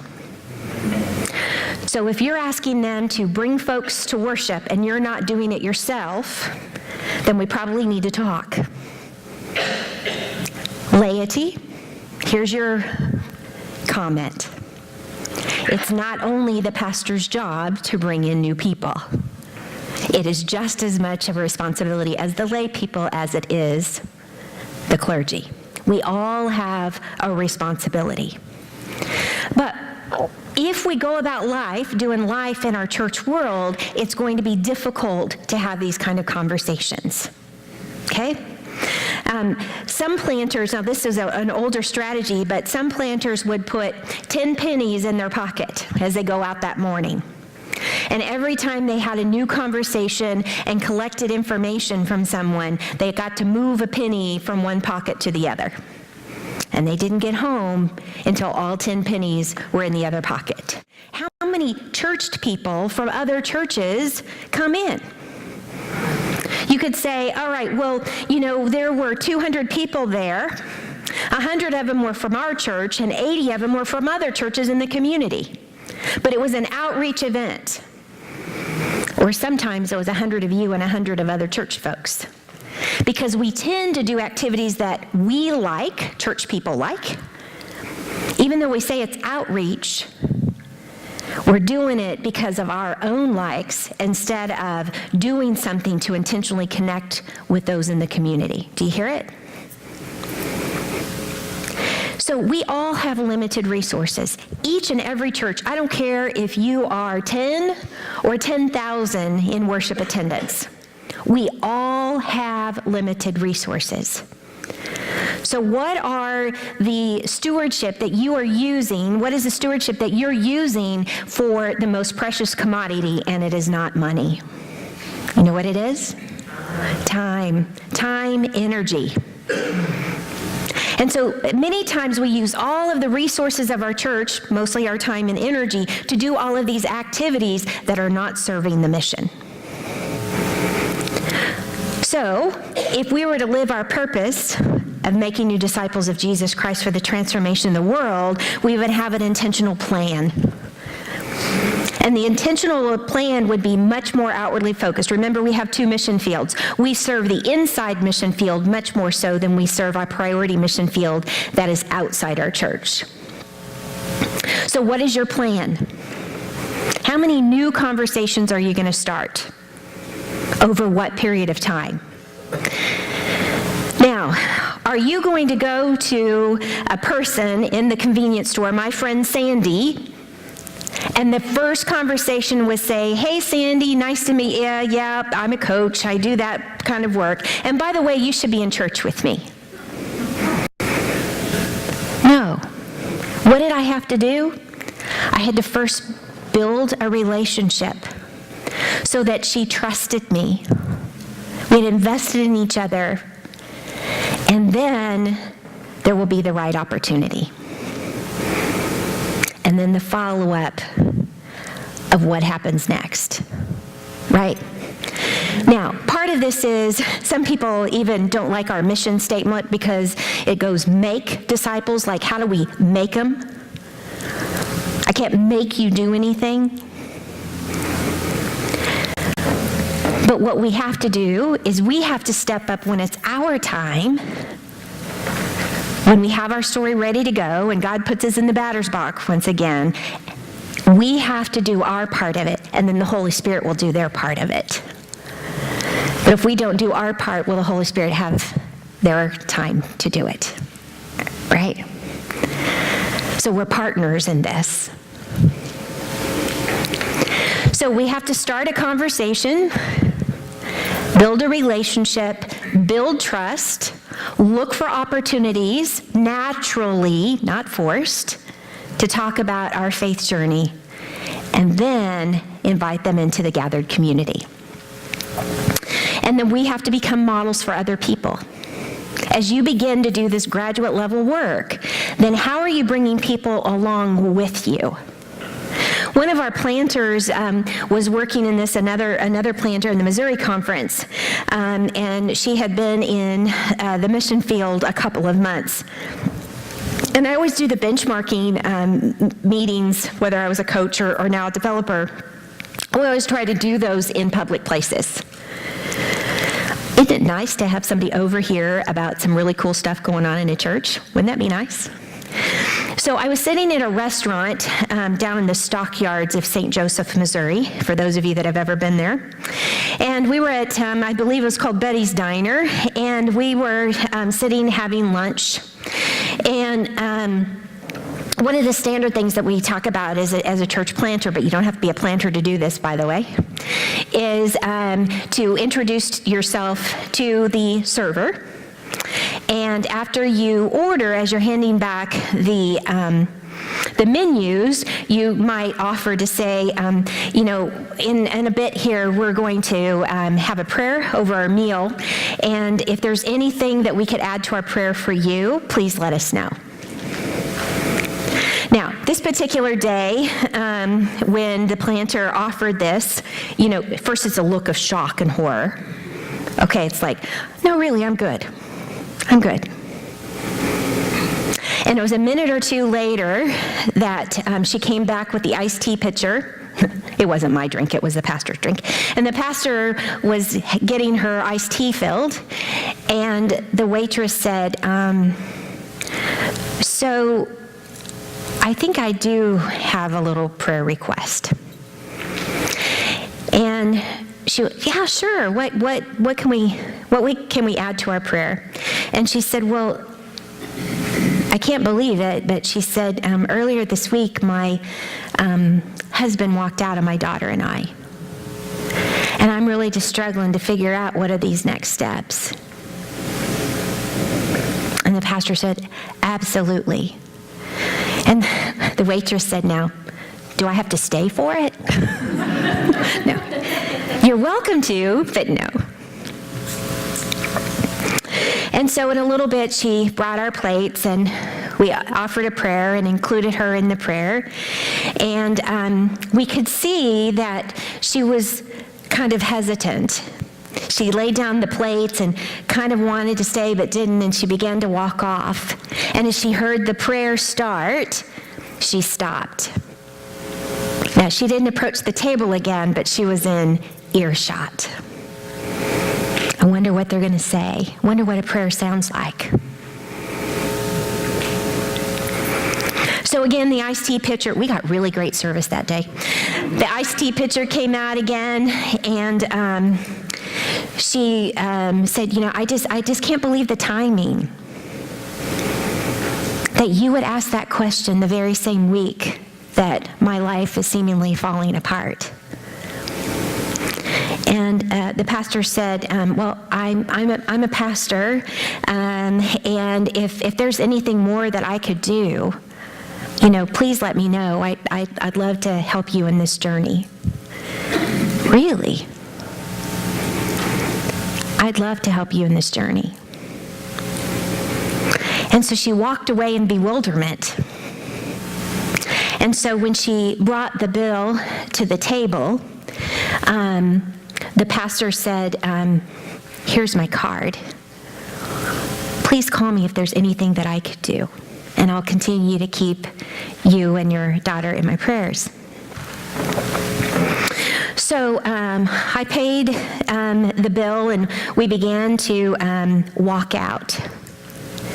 And I looked behind me because I thought the pastor was behind me, and she wasn't. And I began to search the restaurant for her, and guess what? The waitress had sought her out once again and was beginning to tell her more of the story. And do you hear what that started from? Can I pray for you? Very simple. Can I pray for you?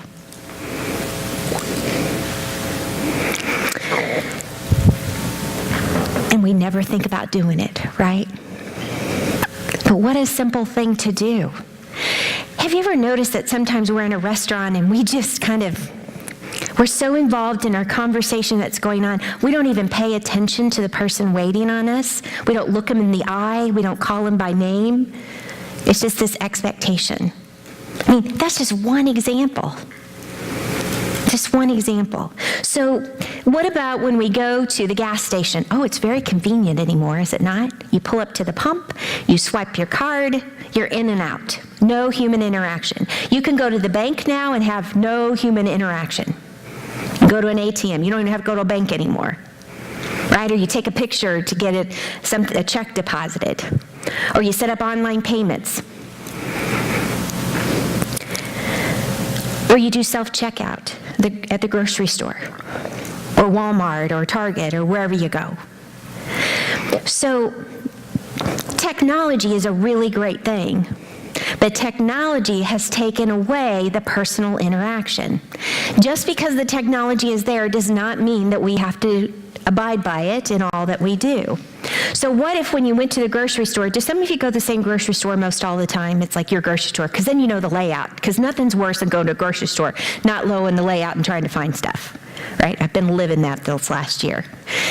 And so if you go to the same grocery store, some of us kind of have a pattern of going on the same days. Like, is yours Saturday morning, is yours Friday night, is yours whatever, or Wednesday when the ads come out, or whenever they come here, right? And so the employees kind of work the same schedule. So what if you began to look for the same cashier each time and you began to have a conversation? What if instead of swiping your card, you go into the gas station, or maybe you start a Diet Cola addiction like I do, and that helped, or coffee, or whatever it is. Whatever it takes to begin to have personal relationships and conversations again. We go through life with blinders on anymore, do we not? We're so fast-paced that we don't see the people. There are people in front of us all the time. All the time. So, how much time are you spending with the unconnected? Where are you hanging out in places that are unchurched? Again, I respectfully challenge you that if you're hanging out in all the church places, find a new place to hang out. Gyms, new classes, learn a new craft, go to a coffee shop and hang out and intentionally be there to start relationships, start conversations with people. One planter was using a little sign. They sit at a table in a coffee shop a couple of times a week, and the little sign says, "Can we talk about life?" It has started some really interesting conversations. Other people go and let's say they love to collect cameras, and so they take a vintage camera and they set it on the table in front of them. It starts conversations. Now, I love going to a particular place in Mexico. It's called Cabo San Lucas. And so anytime I see anything to do with that place, where they're a t-shirt or a sweatshirt or a bumper sticker, oh my gosh, I want to talk about Cabo. So I want to start that conversation. Or, especially in this part of the country now, if I see a Kansas City Chiefs fan, go Chiefs, we're having a really great season, by the way. Boy, I'm going to start a conversation. Because it's something that I can connect with somebody on. Right? Do you see? You're just looking for opportunities to start conversations. You're beginning to see people for people and potential new relationships. So that's important. So that you might have the opportunity to share your faith. Now there's steps in between. Start a conversation, build a relationship so that you might have the opportunity to share your faith that might lead them back eventually to the gathered community. But do you see, the gathered community piece isn't going to happen until we start the conversations, until we build new relationships with people. And now sometimes we get to the point of we're going through life so quickly that all we do are what are the fires on our desk in front of us. Pastors, can you agree? Do I hear an amen? Amen. It's the email. It's the person standing in your door. It's the urgent phone call. And what I find is that pastors especially end up doing church business but never be about the church, because we as laity have expectations of taking care of us as priority over those that don't have a relationship with Christ. So laity, if you have an expectation of your pastor having office hours, may I ask you to stop it. They are not reaching new people sitting in the chair waiting for you to call. We did that for terms of accountability, perhaps. But to have office hours means they're not doing their most important work of starting relationships with new people. That means you're asking them to hang out with church people most of the time. So if we're going to ask them to model what evangelism looks like, it means that they're not going to be in their office sitting in their chair, waiting for the phone to ring or someone to walk in. Now, I'm not suggesting they're never in the office, but I have some pastors who get chained to their chairs 9 to 4, Monday through Thursday. Now, you can do some sermon prep there. You can have some meetings there, but you're not able to have new relationships when that's the expectation.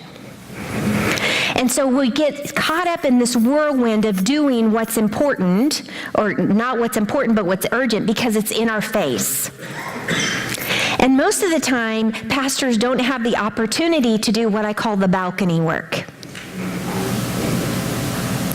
When do we talk about mission and vision? When do we talk about how we're doing towards fulfilling our mission and our vision? As I teach across the country on simplified accountable structure, what I find is that most of our council meetings are about administration of the church, running the business, and nothing to do about our mission. Now, probably this doesn't happen in your church, but I was in one church meeting where we spent more than 20 minutes on whether or not we were going to replace the parsonage dishwasher.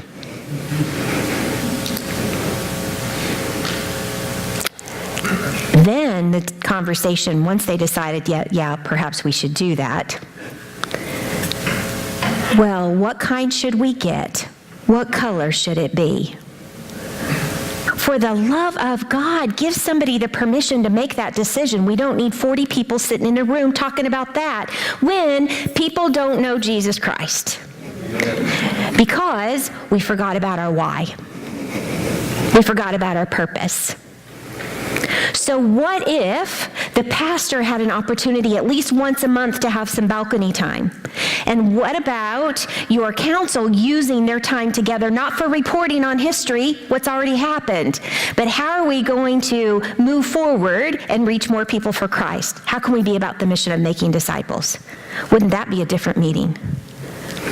And let me tell you, my understanding from millennials is that they don't want to be in meetings that aren't productive. They want to go away feeling like my time was well invested. And most of our council meetings are not that. We're talking about all of this urgent stuff and nothing about the important stuff. There's no impact. There's no difference.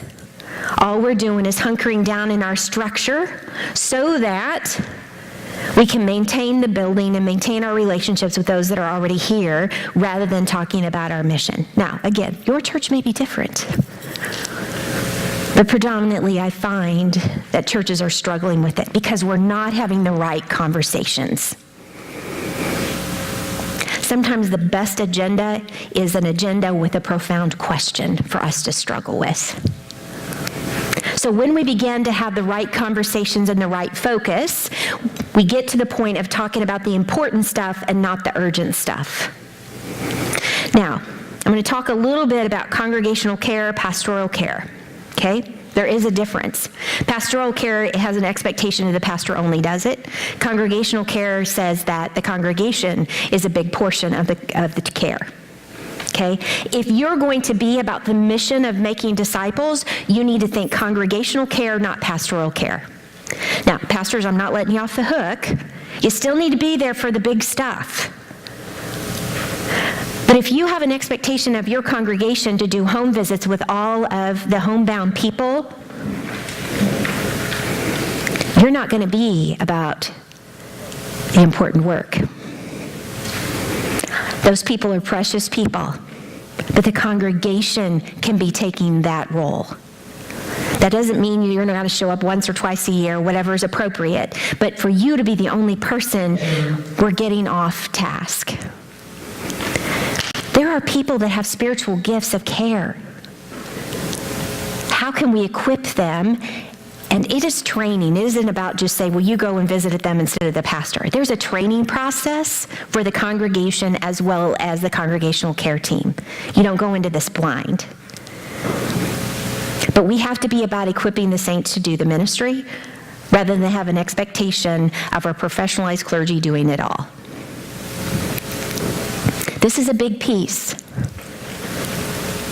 It's a huge piece for us to wrap our brains around and begin to refocus what our conversations are about, and most importantly, how we're using those conversations to create a transformational process that gets us back to the mission of making disciples.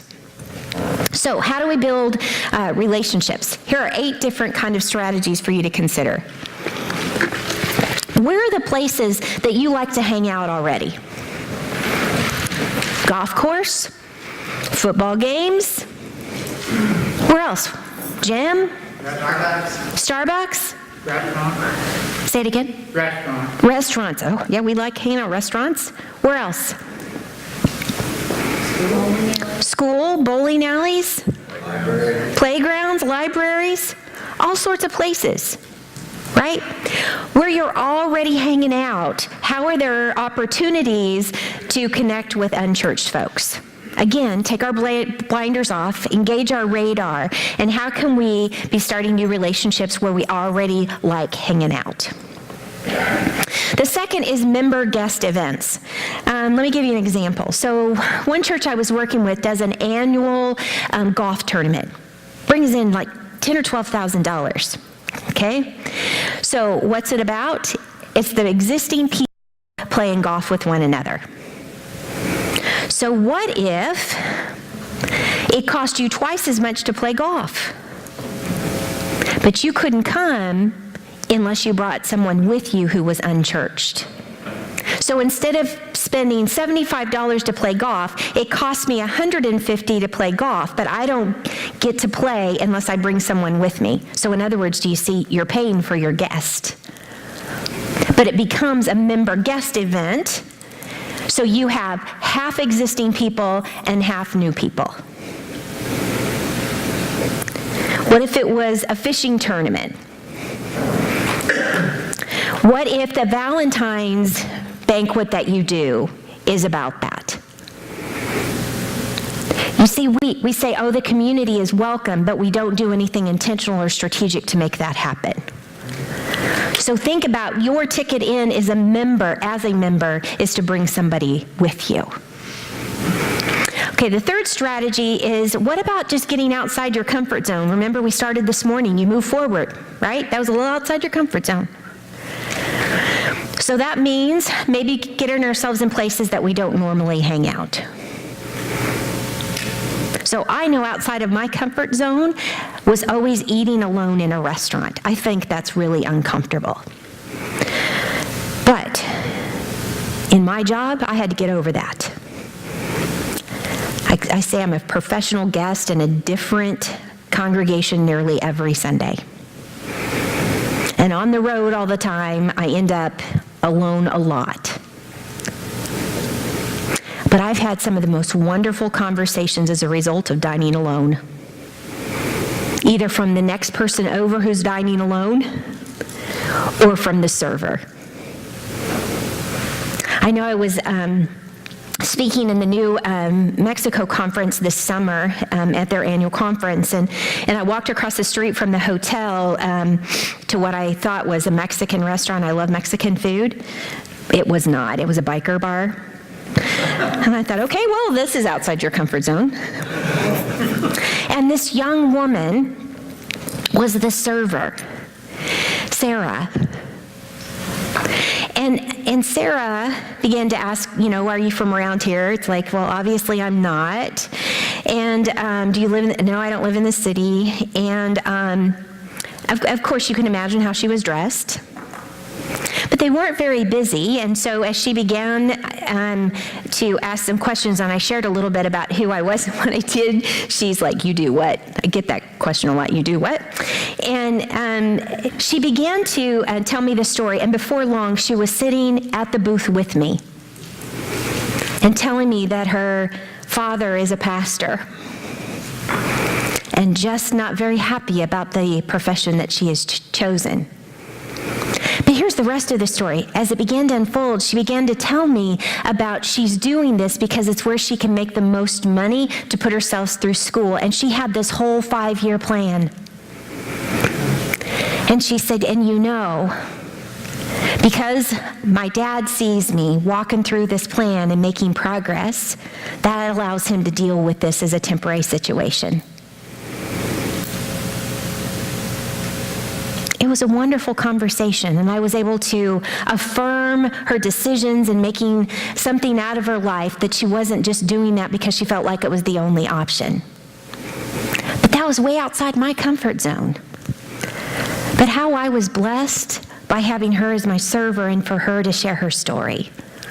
When we get outside our comfort zone, we're going to find wonderful opportunities to hear from other people, hear stories, and maybe even have the chance to share ours. The next strategy is to create margins. I'm talking to myself when I'm talking about this one. Is how many times do we go from meeting to meeting to meeting to meeting? Or we say, all right, I've got to be at work at 8 o'clock, but I've got to stop and get gas. Now, I know that with stoplights, it's going to take me probably an extra 8 to 10 minutes to stop for gas. So what do we leave? We leave 10 minutes early.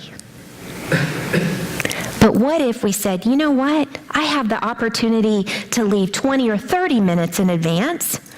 I'm going to stop. I'm going to go inside and prepay and have a conversation with someone I haven't met yet. Because you've created a margin, you've been intentional, and you've been strategic about your time. And how you'll be blessed, we have no idea. What about if you went into a restaurant and said, you know what, I'm going to start 3 new conversations before I leave here. You're creating the margin to do that. I'm going to the grocery store, and I'm not going to try to dine in and dash out between 10 minutes, because I know exactly where the mustard is, right? I can do that and go self-checkout. What if there's opportunities for you to say, I'm going to go in and I'm just going to engage my radar and find opportunities to have conversations with people I don't know. Or I'm beginning to build that relationship with that cashier, so I'm going to make sure I have some extra time to have a conversation. We go through life with our blinders removed and margins of time so we can engage with the world once again. I think sometimes also God nudges us in ways to say, when somebody keeps coming to your mind, you ever get that? I keep thinking about so-and-so or so-and-so and so-and-so. Sometimes I get it faster than others. But when you hear that voice and you reach out and you make that phone call, 9 times out of 10, that person said, I've been thinking about you, or, I'm really going through a rough period. That's God working in us. That's God working in us saying we need to be more relational. And I think we have to be obedient to those callings to act upon them. But we've got to have margins in our life in order to do that. If we're just going from one thing to the next to the next. The next one are routine introductions. Now, I have a friend named Patty. My friend Patty is one of those people that when you get on the elevator with her and someone else, I've watched this dozens of times. Between floor 1 and 5, or wherever they choose to get out, sometimes even at floor 2, she knows their whole life story. Y'all know a Patty in your life? They're just natural networkers. And the really cool thing is Patty remembers names and stories and children's names and grandchildren's names and birth dates and anniversaries. I mean, she's just genius like that. Now, I will never be a Patty, but could I remember a name from someone? And how many Patties do we know that say, Patty, who do you know that I should know? Patty, you have a lot of friends. You know, if I were to have a gathering at my house, could you invite 5 of your friends? You hang out with some really cool people. I'd love to get to know some new people. Who are the Patties in your life? And how can you have them make routine introductions to other people? The next one is create hangout places. Okay? Where do you like just to hang out? And if you don't have one, create one. So what would it look like for you to start a new group that met at the corner McDonald's every Thursday at 7 a.m. and you just invited some folks? And then you might add people as they come in and they begin to see you meeting and are curious about it. Create those opportunities if they're not there. I'm finding more and more that our millennials love the opportunity to do multi-generational things. Okay? What they don't like is life that looks like this, superior and they're underneath. Okay? But millennials like this opportunity to say, how can we do life for one another? Because we can learn from each other. It isn't only, if I were the millennial, learning from you, an older person, but vice versa as well. How can we learn from one another? So there are some crafts that I think we're going to lose if we don't get a whole new generation to learn, like crocheting and knitting and quilting. Do you see the resurgence of that? Can you imagine a multi-generational opportunity to come together where you have 2 or 3 or 4 generations of people that are coming together to make sure that we don't lose those arts? Or what about those that are parenting and they're struggling with parenting? They would love to be with some other people who are in the midst of it or who are on the other side of parenting and made it. How are we creating those opportunities to do life with people? We need to create those. And not out of the sense of our own, but out of the sense of the people you're trying to reach would like to be a part of. The other is offer blessings. Okay, so I love doing this. It messes with the men, okay? There are a lot of gentlemen who love to open doors, and I still appreciate that. It's really fun, though, to do it for men. And just smile and say good morning or have a great day. Just to offer a blessing of something unexpected. Or I've been at the grocery store where maybe a frail older woman is trying to get the groceries out of her cart into the trunk. Now, you have to be careful in today's world about how you do that. But I would talk to her from across the parking lot and show her, I wasn't going to charge up on her or anything, and just say, could I help you with any of that? You'd be amazed at how many would take you up on the offer. Or what about a young mother who has a toddler in one hand and a baby carriage in the other? And not only do you hold the door, but you go back and you hold the next door for her too to be able to get in. Again, it's just going through life noticing people and offer them a blessing. I had a friend who tells the story where sitting in an airport and just really kind of wanted to be alone one of those days. And lo and behold, in the next booth, what happens? A family with 4 young children. Well, so much for that peaceful dinner, right? So here's all the stories that go through your head. Or, when you sit in an airplane and you have the baby in front of you, you go, oh, this is going to be a long trip. You already are creating stories of what the experience is going to be like. So as this friend sat through this meal, he could overhear the conversation. most well-behaved. There was a set of twins and 2 other siblings. Well-behaved, great conversation. You could just hear the love they had for one another and respect. And it was just a beautiful something to watch of a family. So rather than just walking away, the friend approached the table on the way out and said, excuse me, but I just wanted to share with you.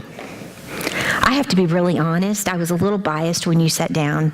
I thought my meal was ruined by this family of 6 with small children sitting next to me. But I was wrong. I was so wrong. It has been such a pleasure to sit here and to hear you all exchange stories and laugh with one another. And I could just feel the love in your family. You have blessed me. You are wonderful parents. Thank you for brightening my day. Well, the parents sat up a little taller, as I'm sure you can imagine. Those are missed opportunities.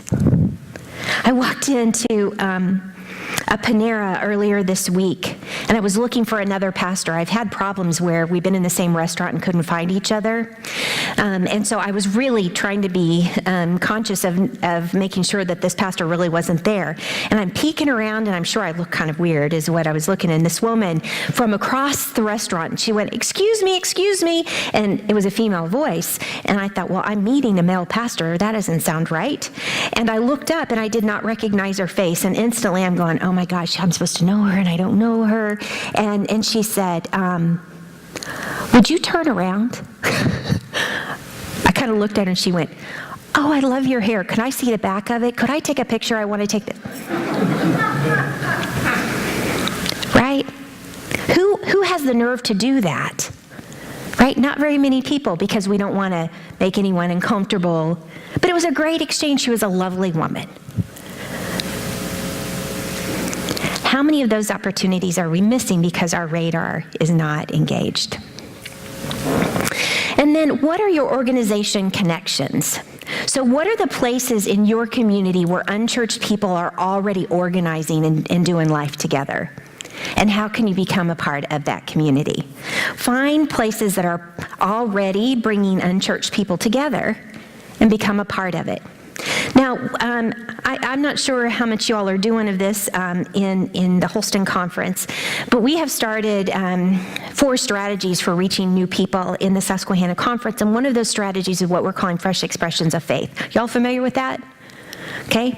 So it's gathering people and doing life together in places that are not inside church buildings, that don't look like traditional kind of worship. So some of those things that are happening are like canoeing clubs. Can you imagine everybody meeting at the river on Saturday morning, climbing in their canoes, and they all get in the water, and then they tether up to one another and they do a devotion.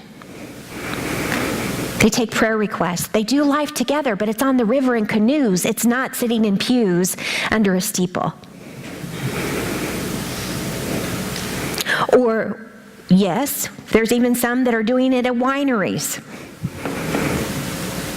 Or beer and hymns in bars. Where are people hanging out? What do they always like to do? And we have to think about doing church in a different way. We live in a non-secular world. And you know what? I think Jesus didn't hang out in the temples. And if we were to live more like Jesus, I don't think we'd be in the shape we are as a mainline denomination. What if we did church at the well? What if we did church on the side of the road healing? Wouldn't it look different? Wouldn't we be more of the church without the building than we are with the building? There are more than 8, but this gets you started. So I'm going to give you about 15 seconds, and I want you to write down which of these strategies that you're going to try first, beginning in the next week. Go.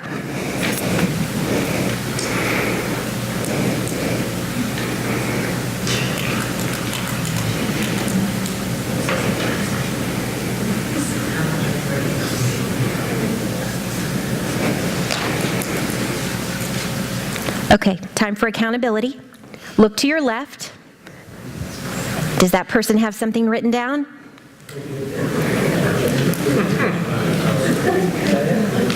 Look to your right. Does that person have something written down?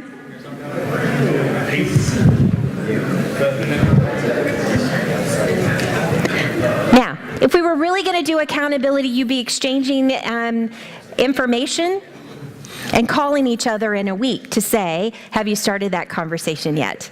Right? I'll let you work that out with your partners. All right. So think about kind of all that we've been talking about, and there's been pieces of this, but I just wanted to make it really clear. Okay, first of all, you start a conversation with someone and you what? Get their name. Any of you have been on a blind date? Any of you have been on a blind date? Please don't tell me the person in this room was that after you reacted that way. Okay. All right. I was really not going to want to go there. Okay. So you meet someone and you get their name. It's kind of like if you don't exchange information, if you go on a blind date and you don't exchange information at the end of that time, what does that mean? Ooh, this didn't go so well.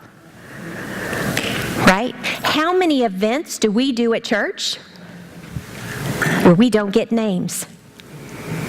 We say it's an outreach event. We say it's a community event, but we don't have any information. How can you build a relationship when you don't have a name? Or sometimes we go so far as getting names in a really pretty Excel spreadsheet, but we never do anything with it. Remember we talked about bridge events this morning? Bridge events are for the sole purpose of... Oh, you had lunch since then, I forgot. Bridge events are for the sole purpose of building relationships with the unchurched. Ready? Bridge events are for the sole purpose of building relationships with the unchurched. Okay. So if I want to build a relationship but I don't have a name, why are we doing it? If we're doing the event and we're getting the name and we don't have a follow-up process, why are we doing it? It's a whole bunch of resources that we have expended to not have any intentional strategy of building relationships. Sometimes I cringe. This is the time of year, so I'm just going to say it. So put on your seatbelt. It might kind of hurt when I say this. How many trunk or treats that we have done in United Methodist Church in the last week? And the number of people that have been in churches or on parking lots, and I'm going to say that less than 10%, and I might even be so bold as to say less than 5%, names were collected and there was a follow-up process. Why did we do that? If your intention was goodwill in the community, I hear that all the time, you did that. But is that our why? If you believe our why is to make disciples, why wouldn't you have had an intentional follow-up process? That there would have been, what happens after they're here? Within 24 to 48 hours, is there a handwritten note coming from lay people? In 2 weeks, what's the next thing? In a month, what's the handoff event? And it's not inviting them to church, just so you know.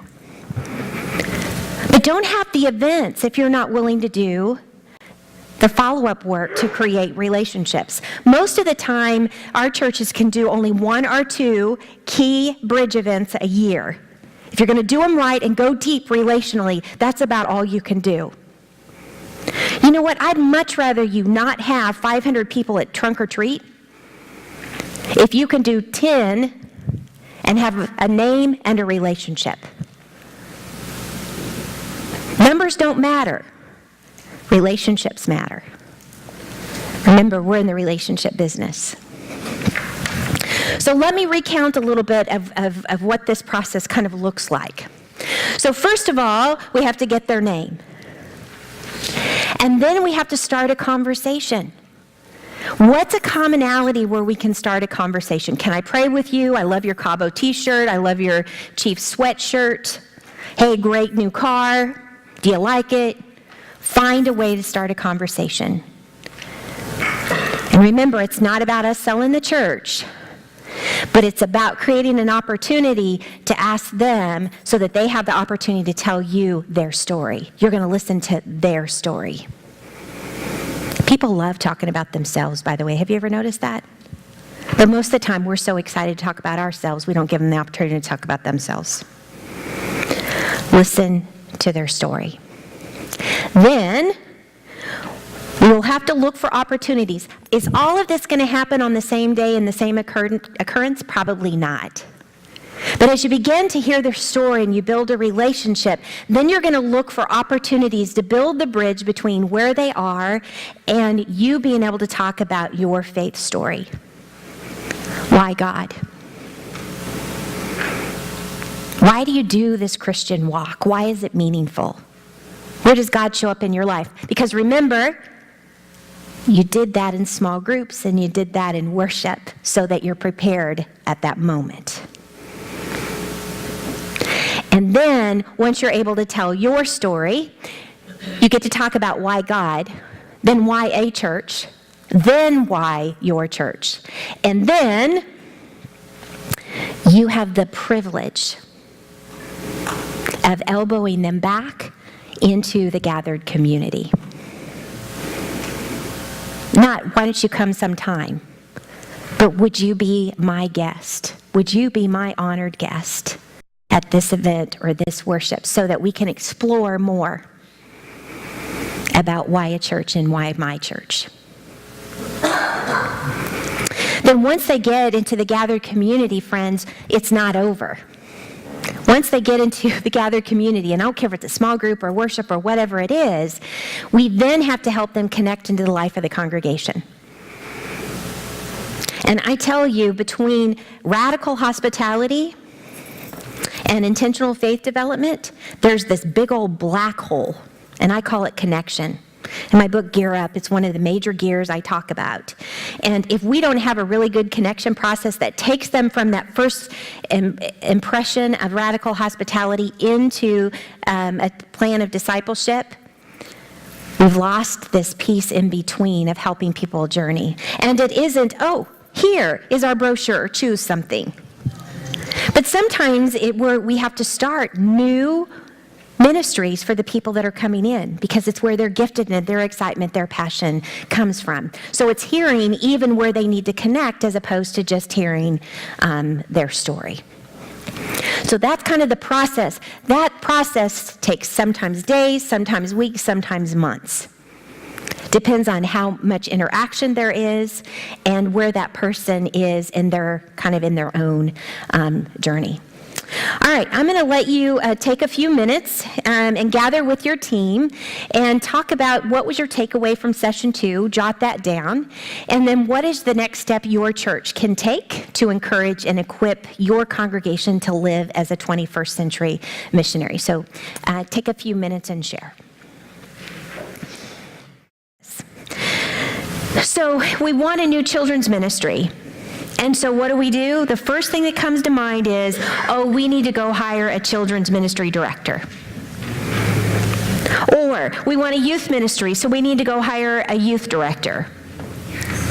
Well, let me tell you, most of the time, our churches, the sizes they are now, by the way, we have 859 churches in the Susquehanna Conference. Our average worship attendance, if you take all of it into account, is 66. Okay, we all know that it takes about 125 in order to support a full-time ministry, unless you have an endowment that you are pulling on. Okay? So, with that size church, most of the time we're not hiring full-time people after our clergy, they're part-time. And the number of part-time people we have, the changeover, the turnover is at a much higher rate. And so if we don't have a children's ministry team that is supporting that ministry, when that director or coordinator is, guess what? The whole ministry collapses. So we can't hire a person to do it. When we hire staff, we need to be thinking about we're hiring staff to equip the congregation to do the ministry. We have got to get out of the mindset of hiring our ministry done for us. So if you want to have a children's ministry, then besides maybe having a staff person, you need to have a team of people that say, we're willing to work alongside and teach those children in Sunday school, or do the Wednesday night programming, or whatever the case may be, or rock those babies in the nursery, or whatever it is. One person cannot come in and create and sustain, especially on a part-time basis, a ministry. And when we do that, we are shortchanging our congregation from their responsibility and the blessing of living out their own calls in their ministry. We have to think about leadership. And one of the things that I think is most helpful when we're talking about leadership is to do strategic planning. Every fall, your leadership team should be going away, and I call leadership teams, sometimes we call it the council, the board, whatever that group is called in your church. We take this leadership team away, and we do the big balcony work. And we look at what are our vital signs. Do you know what I'm talking about, vital signs? Average worship attendance, professions of faith, right? Hands-on ministry, generosity, and number of people in small groups, right? We track all of that, right? You put that in every week, right? As a judicatory leader, I ask that question, right? We put that in every week, right? And so those numbers are just not numbers. They indicate people's souls. And so as leaders, it's amazing sometimes I go into churches and I'll say, so tell me about your worship attendance trends. Well, I don't know, we're currently, 70, 80 people in worship attendance. No, that's membership. How many are showing up and participating in the life of the congregation? And then even Thursday night, I was at a meeting and I said, so what did it look like 3 years ago? And they were able to tell me approximately. I said, what did we look like 10 years ago? No clue. As leaders, those things are important. When you go to the doctor, I wrote a book, The Small Church Checkup, and it's all around this medical metaphor. And we talked about what if you did a checkup in your small church? And so what's the first thing you do when you go to the doctor? The nurse calls you back, after you finish the paperwork, of course. The nurse calls you back, and what's the first thing? You get weighed. Blood pressure. Temperature, pulse, right? Those are called your vital signs. Okay, does the vital sign tell you everything? But they could be indicators, couldn't they? If your blood pressure is high, I bet your doctor's going to have a conversation with you about that. If you've gained weight since the last time you were there, your doctor's probably going to have a conversation with you about that. Right? If your pulse is too low or too high, you're going to have a conversation about that. And there may even be further tests. But see, we're not even looking at our vital signs to begin with. And then we say, how are we doing on living out the mission of making disciples? And our strategic planning retreat, we would also say, so is our vision still driving us? Because you see, in the life cycle of a church, when your church is growing, what's driving you? Vision. If you're not growing, your vision is probably no longer driving you, or maybe you don't have a vision. I talk about the vision as being the unique way that your church makes disciples. Every one of your churches has the same mission, but there is not 2 churches in this room that look and act alike. It's because of your unique context. Vision comes from this intersection of the needs of your community, the passions of your leaders, and the gifts of your congregation. And anytime any one of those 3 changes, your vision needs to change. Anytime you get stagnant in your growth, the vision needs to change. Now, some of you probably just wanted to throw up even talking about the need to do that, because a visioning process is not always a pleasant process. Okay? It isn't about fancy words, but it's about God's preferred future for us. I think that's pretty important work. When we're in decline, structure is driving us.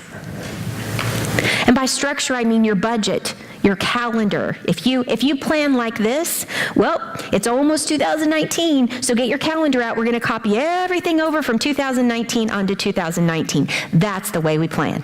Now, that's strategic and intentional, right? It's the way we've always done it, though.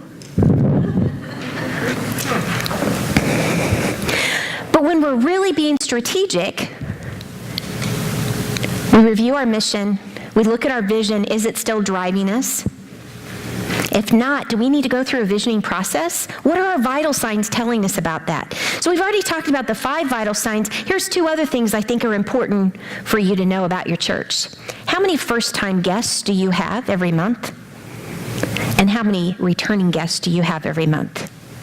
Now, if you're not having first-time guests, what's that an indicator of? A lack of evangelism. If you have first-time guests but not returning guests, what does that mean? So follow-up, that could be our connection process. What else? Hospitality. We stink at hospitality, right? There's one other. Worship. Poopy worship, not wow worship. Okay? Okay? Sorry, that just came right out, didn't it? And that was cleaned up a little bit.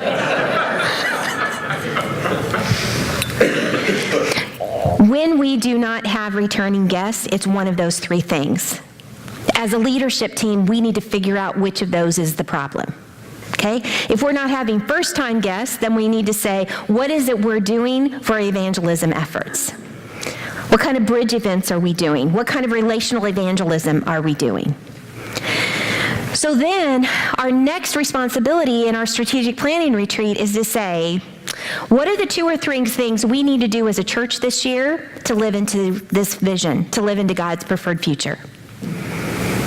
You see, that's then what we prioritize and focus on. It's not what we've always done. We are doing this so that we can live into God's preferred future, our vision, to live out the mission of making disciples. Do you hear the intentionality and the strategy behind that? It gives us a different conversation. And then you have to identify your core values. You have core values, you just haven't maybe decided or put them into words. Now, sometimes you go on websites and you can read all these pretty words and then you show up and go, that's not the church I read about. It's who maybe you want to be, but it's not who you are. We have to be really careful when we look at our core values is not to make them all aspirational. Because if you think this is who you are and you're acting as though that's who you are, you're going to have trouble if it's not reality yet. So think of a football field, and around that rectangle, there are white lines. What are those? Out at boundaries, out of bounds, right? So we can play ball as long as we stay within those white lines, right? But as soon as we get outside of those white lines, what happens? Play ceases. Play is stopped. That's what happens when we don't know our core values and we play outside. That's when you get all this pushback. Now, that doesn't mean that we're not going to have one maybe aspirational value that's going to push that boundary out a bit. But friends, if you act as though your boundaries are here, when your core values tell you your boundaries are here, you're going to have trouble. So it's really important to know what those core values are. The other piece of leadership is how are you going about equipping? Every opportunity, clergy, that you have is equipping. Laity as a leader, every opportunity you have is how are you equipping someone else? I think even the way we recruit teams, we have to be looking at. One of the strategies that I love is the I, C, and U. Okay, those are just letters, I, C, N, U. Okay. Here's how we normally recruit from church, and I cringe every time I think about this. It's 2 things. You stand at the pulpit and you plead. The cattle call is what I call it. Guilt them. Or the clipboard.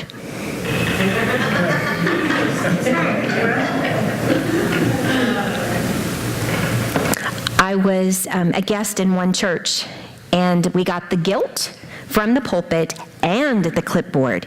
It was a double whammy. And as a first-time guest, guess what? I got the clipboard. Luckily, I wasn't a real guest. Can you imagine? Okay, I just didn't have the best hospitality experience. You're looking for greeters, and now you want the new person to be a greeter. What kind of signal does that sound like? Right? So the I see in you is, the Patties of the world. I'd be going up to Patty and say, Patty, we're starting this new ministry called a greeting or hospitality team. And you know what? Every time I see you, you have a new friend. You're having conversation. Conversation comes so easy for you.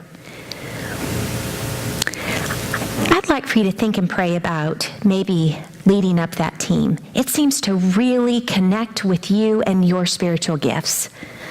You think and pray about that, and I'm going to call you back in a couple of days. Did you hear the difference? Specific giftedness for the job that's needed. Not the pleading and the cattle call. Surely there's someone in here that can do this. If you don't have a gifted person to do it, then you shouldn't be doing that ministry. I was in a church meeting, and they were doing simplified accountable structure, so this shouldn't have happened. But first on the agenda was the person from the community garden. It's like, okay, why are we looking at a ministry thing here anyway? Okay? Because in simplified accountable structure, we're talking about mission, vision, and goals. We don't get down into the weeds of ministry. Okay? So the person shouldn't have been there. That was outside of the rules of the game for that. Anyway, that's a whole nother all-day workshop. But in this particular case, this man had been doing the community garden for years. He no longer had the passion or the capability to continue. His team had already fallen away. And it's spring, and it's about time to start up again. Well, he went to the pastor and he said, so who are you going to get to do this? And the pastor said, who have you been talking to? And the current leader said, I can't find anybody. And he said, well, I think that's our answer. I think this is a time that we're going to have to let this go, and until somebody else is raised up, that this is their passion and their ministry, then we just need to mow that area for a while instead of plant. He wasn't happy with that, so he went around the pastor, went to the council chair, which shouldn't have happened, but here he is, sitting at the meeting, and for 20 minutes we talked about his plea for the church to get the community garden going again. And finally, I couldn't take it anymore. And I said, I know I'm supposed to be a fly on the wall today, but friends, first of all, this shouldn't happen here. Secondly, what all of you have said is, there is no one to currently lead this ministry. There's nobody passionate about this. We just need to let this go for a season or 2 or 3, whatever it looks like, until somebody comes along that's passionate about this again. The man didn't like the answer. But the answer had already been spoken, and we just didn't like it. We as churches need to do fewer things and do them well. We spread ourselves way too wide, so nothing goes deep. And by the way, that community garden, they would harvest the things, put them out on a table like this on Sunday morning, and guess who it went to? The congregation. How is that a community garden? So even the ministry was not in alignment with our mission and vision, right? So the I see in you is the first piece. Finding the gifted people, helping point that out, inviting them, prayer, conversation, and follow-up. Okay? The other piece of that, I'm sure some of you have heard this before, is most of the time, well, we're just past nominations, right, that season. Most of you already had to turn in your paperwork, already had your charge conference, right? So you've just gone through this season of nominations. Now, again, it probably isn't your church, but I've been in nominations team where the first meeting is, okay, how many spaces do we have to fill? And we get out the pictorial. And who is it that isn't currently serving that we can call? And then we develop a strategy over which one of us should call that would be more likely to get the yes. And then furthermore, we made a mistake that we put that the nominations committee is meeting in the bulletin. Don't do that, because people then know when not to answer their phone. So you get the phone call, and what you hear is, would you serve on whatever? And the question then says, so, what do I have to do? What are the responsibilities? And they said, oh, don't worry about it. They never meet. I guess you've been to some of those meetings too. Why do we have them if we never meet? Why do we have them if they don't do anything? And then furthermore, even if they are doing something, you'll say, well, what do I need to know? Oh, so-and-so will tell you. Well, so-and-so is so happy to be off of that team or committee that they have hit the road, and you got to figure it out on your own. There are no job descriptions. Yes, even servant positions, not volunteers, servant positions need job descriptions. And what does the mentoring look like? Step one is, you know what, I'm so glad that you feel called into this ministry. So for this first time, I'm going to lead, you watch, and afterwards we're going to talk about it. And then the second time, it's like, all right, this time I'll lead, you help. And then we'll talk about it. And then the next time you lead, I'll help, and we'll talk about it. And then the next time you lead, I'll watch, we talk about it. And then I go on to the next ministry for equipping. Do we have any intentionality like that? People are much more willing to do something that they feel like they're going to be well equipped for. Most people don't do things because I have no idea what that means. And there isn't a training, there isn't a job description, there aren't expectations. We have to focus on mission in order to get it. We got to preach it till we see it. I had a pastor say, we've gone through this visioning process, now what? Well, at this point, all it is words on a paper until you get to the point of, have you unveiled the vision through a sermon series? And then, how is each and every person aligned to that mission and vision? Every ministry, every team, how are they aligned with the mission and vision? If we don't have those conversations, then all they are words on pieces of paper. That's where the strategic planning comes into play. Now, when we talk about connection strategies, now remember, connection is beyond radical hospitality and not yet on a faith development process. It's that black hole. So some of those ways that we can connect are friendship Sundays. How are you bringing friends? Major Sundays. And most of you have already done several of these. In our and Generation Z, friends, we have just got to go digital. Okay? It isn't a matter if it's when. And it isn't about entertainment. Please, can we stop saying that? It's about providing in a communication in a means that people can receive and hear. I keep saying that my son, I'm sure, was born with a controller of some sort in his hand. He doesn't know a world without internet. He doesn't know a world without cell phones. But yet our churches act as though the world is made up of what it looked like 50 years ago. So if we're going to communicate with our up-and-coming generations, we need to do it in a means that is familiar with them. When we come in and everything is written, it's almost like we're talking a foreign language. Attention spans are shorter than they ever have been. And so if we're not changing things up, you're going to lose them.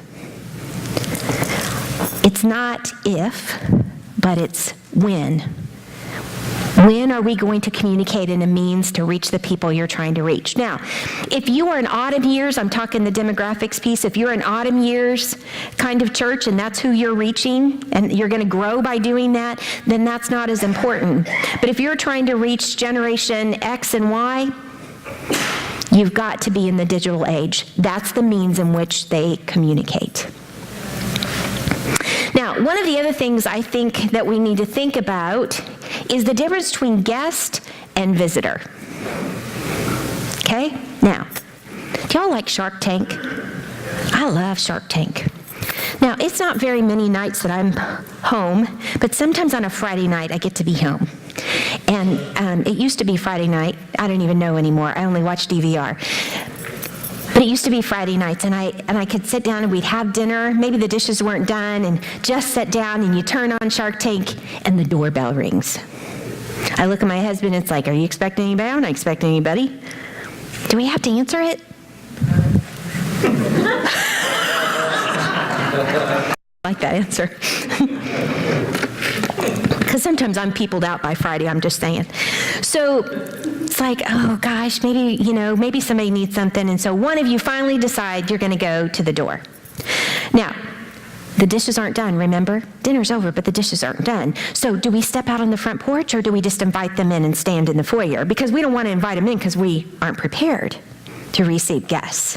And we stand because we don't want them to sit, because then they're going to stay too long and I'm not going to be able to watch Shark Tank. I wasn't expecting them. Right? So it's an in and out. That's a visitor. They came by unexpected, and we had no special preparations. Now, think of someone that's a longtime friend who doesn't live in the area, and you invite them. There's this invitation and there's this planning for sometimes days or weeks or maybe even a few months, and they're getting ready to come. And what do you do? What do you make? Special preparations. What do you do when you're going to have company? Clean. What else do we do? Special food. Special food. Their favorite food, maybe. What else? Set the table. Yep, if we're serving a meal. Yep, what else? Special towels. If they're spending, they get the towels that we don't get to use, right? We put those out. Clean linens on the bed if they're spending the night. Meet them, right? So sometimes we have to have the dog groomed too, just in the yard done. But then we're anticipating them coming, right? And so maybe we're standing at the front window or at the front door, knowing they're going to be here any minute. I'm so excited. And maybe when you see them coming down the street, you run into the driveway to meet them. Maybe you help them carry their things in. You serve them their favorite meal. Maybe even let them sit in your favorite chair. You serve them their favorite drink. Maybe there's a whole itinerary of special things that you want to take them to see or do because you know what they love. And if they're really special, you might even let them control the remote. That was the line. I can hear it. That was the line. You already have to sit in my chair. Dang. You're acting like it was your mother-in-law or something. Right. But do you hear the difference? And friends, we talk about having visitors on Sunday. What if we have guests? Are we preparing for, are we looking forward to and anticipating guests each and every Sunday? And do we treat them as such? I cannot tell you the number of churches that I've been to over the years where I can go in and out and never have any personal encounter. There was one church that I was literally sitting on the end. The aisle was here, and there was a person that came down the aisle, recognized the person 2 chairs over, leaned over me to shake hands, and neither one of them ever recognized my presence. And I can tell you that happens more often than not. What would your experience be like if someone in your church, if you had a guest come in, not on the elbow of someone they already know, what kind of experience would they have? Is your congregation preparing for visitors or guests? Are people just dropping by, or are you expecting and making special arrangements? When you think about hospitality, Bishop Snazy was our bishop for 12 years in Missouri, and so I can never say hospitality. It is radical hospitality. 5 practices of a healthy church, right? He calls it radical hospitality. There are certain expectations when you go to a restaurant, yes? When you go into a restaurant, what would you expect to happen? Greeting, right? Someone to seat you. What else? Clean restrooms. What else? Comfortable environment, temperature. Good, a nice chair to sit in, comfortable environment, temperature. What else? A menu, yes. What else? Smiling face. A smiling face, someone to serve you, right? What else? A drink? Is that what you said? A drink, right? And so, have you ever noticed there are some servers that just have the balance right of being there when you need them, but not overbearing? Have you ever, you can't even finish a conversation because the waiter is back? But there are others that's like, okay, I'm eating chips and salsa and my drink is empty. Come on. And there's this balance in between, and some just kind of naturally do that. Right? Okay, that's what you expect. Have you had an experience that went above and beyond that? Okay, what were those things that allowed you to think that was a phenomenal experience? What happened? The waiter or waitress doesn't come once, but keeps coming to make sure you've got everything you want. So attentive service. Yep. What else? Maybe the manager comes by, make sure everything's okay. If you have a small child with you, there's activities for the children or special seating for the children, special menu for the children perhaps. Maybe they spend a little extra time telling you about something on the menu, or you ask them a question and they actually go back to the kitchen and ask the chef. They tell you about desserts that you can't resist. So they go above and beyond, and you talk about that as you leave, do you not? You share that experience with others. You share the bad experiences too. Right? So what does radical hospitality look like in your church? And that's where these 3 touches come into play. Now, I don't mean literal. We got to be safe sanctuary about this, folks, so keep that in mind. But how are there 3 interactions before somebody's bottom goes in your chair or pew? Okay? It has to start in the parking lot. I got greeted in the parking lot. Thank you today. Starts at the parking lot, and then it's the exterior door, and then it's the door to the sanctuary. How many touches do you have in your church before someone sits down? Most of us don't even have one. And if we have one, it's the usher at the sanctuary door. Okay, are there any ushers in the room? Okay, you are the exception to this rule, I'm sure. Okay? We sometimes think of ushers and greeters as 2 separate teams. Ushers need to be trained to be greeters. Okay, so imagine we've had a great experience in the parking lot, we had a great experience at the exterior door, and we go to the sanctuary door and grumpy grandma is there. And so whatever has happened in the first 2 is negated by the experience here. Because because they didn't see themselves as greeters, as part of the hospitality. Instead, my responsibility is to give you a bulletin, make sure you have a place to sit, and get your money in the plate. Because that's the way we've trained them. We have not invited them or set expectations of them being part of our hospitality team. We have to work on that. That's part of the first impressions. But let me tell you, if our first impression is in the parking lot, we may not have ever had that experience if we didn't get the real first line. And that's your website, your social media presence. If you are trying to attract, and we won't even say this is a millennial thing. How many times even before you go to a store or a restaurant, you're checking out their website? You look at their menu before you go. People of many different ages are going to go to your website and check that out before they ever give you the opportunity to be here. So if you don't have a good online presence, you may never have the opportunity. Now, on the home page, please put your address.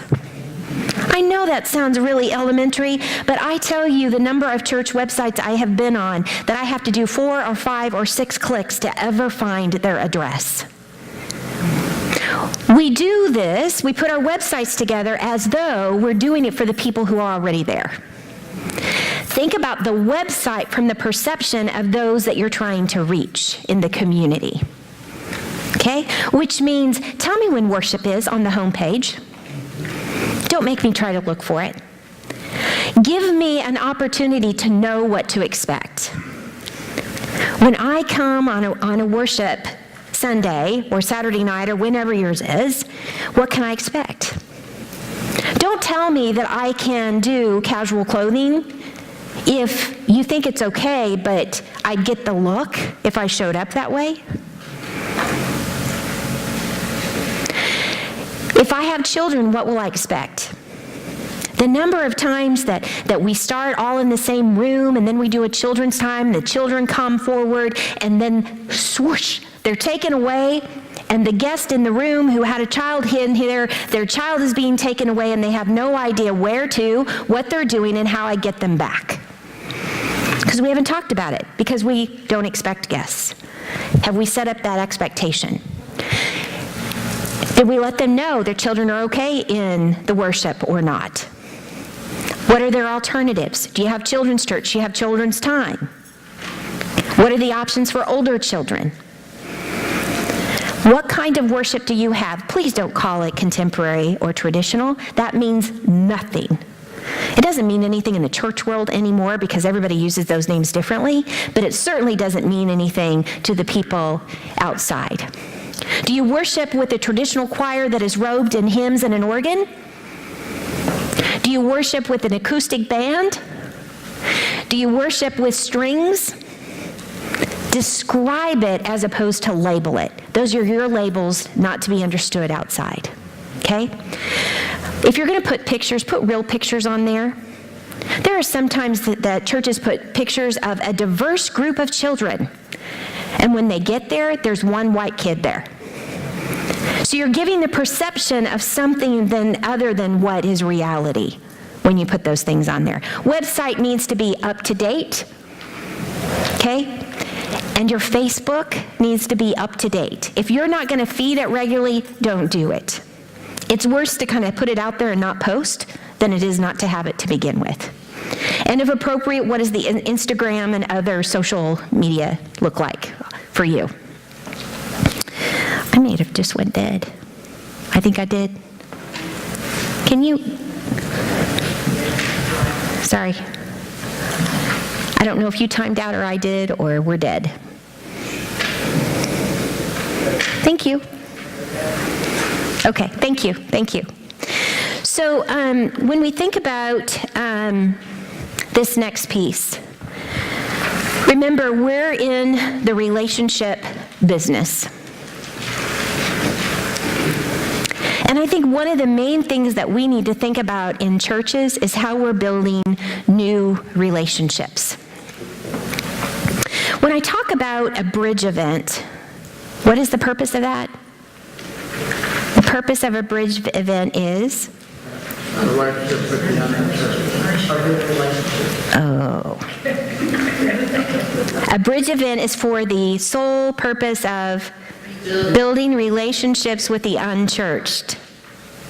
What's the purpose of a church? To live out its mission. And our mission is? To make new disciples of Jesus Christ for the transformation of the world. And we go to do that. We don't stay and do that. And one of the most missed opportunities that I think we have are bridge events. And when we think about bridge events, we think about them as the P-free zone. Remember, we talked about that. No prayers, no preaching, no pressure, no pocketbooks. Out of the church building, preferably off church grounds. What does that look like? So if we go back to the idea of trunk or treat, what if instead of on the church parking lot, we did it on the town square? Or we maybe did it in conjunction with the schools and we did it in their parking lot. And if you think about it, trunk or treat is you decorate cars, trunks of cars, right? And they trick or treat at each of the cars, right? How long is that interaction? Trick or treat, I'm to the next person. Now, what was our purpose in doing this? Building relationships. Are you going to build a relationship like that? So, if that's our why, then what are we going to do in order to adapt what we're already doing to build a relationship? Get their name. Get their name, all right. So what does that look like? We have to have encounters that are going to build in the opportunity to build relationships and get their name. Okay? Which means we have to have lingering opportunities. So imagine if you did face painting. Okay? It's an opportunity for them to sit. Someone's doing the work on the child while the parent is sitting there or standing there with them, and you have someone, maybe it's the artist, but maybe it's someone else who is carrying on a conversation. Or that's the time you do the bounce house because 5 kids are bouncing in the house while the parents are right there, and you have someone, it's their job, it's their giftedness to come and have conversations with those folks. Or games or whatever. See, you're thinking because the why is building relationships, we have to build in opportunities to build relationships and to get their name. So how do we get their name? One of the churches that I was working with actually did a really cool backdrop. And so they offered the opportunity to take pictures in front of this really cool backdrop. Now, in today's world, could we have given them the picture on the spot? But are we going to? Okay? You know, we'd really like to have these professionally developed and send you this 5x7 in the mail. So you get their contact information, and maybe the children of your congregation actually do a little frame, a little fun foam frame or something around that, maybe even write a note on the back of it. It's very personal, and we mail it to them with a note. You're building relationships, you got a name in a way that you exchanged value to enter the relationship. I was working with one planter, and they did this really cool car show. Okay, and they had a band and all these great activities. And so they were doing a drawing for like an iPad. Okay, cool gift. And it met the demographics. The gift met the demographics of the people attending. Okay, here's the problem. The person working the table, at the drawing table, was asked this question. Hey, I'm filling this out. Do you really need all of my contact information? Oh, no, don't worry about that, because we're going to do it here in a few minutes and you'll still be here, so we won't need that contact information. Do you hear? The very purpose in what we were doing to build relationships, get their name to build a relationship, was negated because the person standing at the drawing wasn't on board, wasn't trained, wasn't equipped.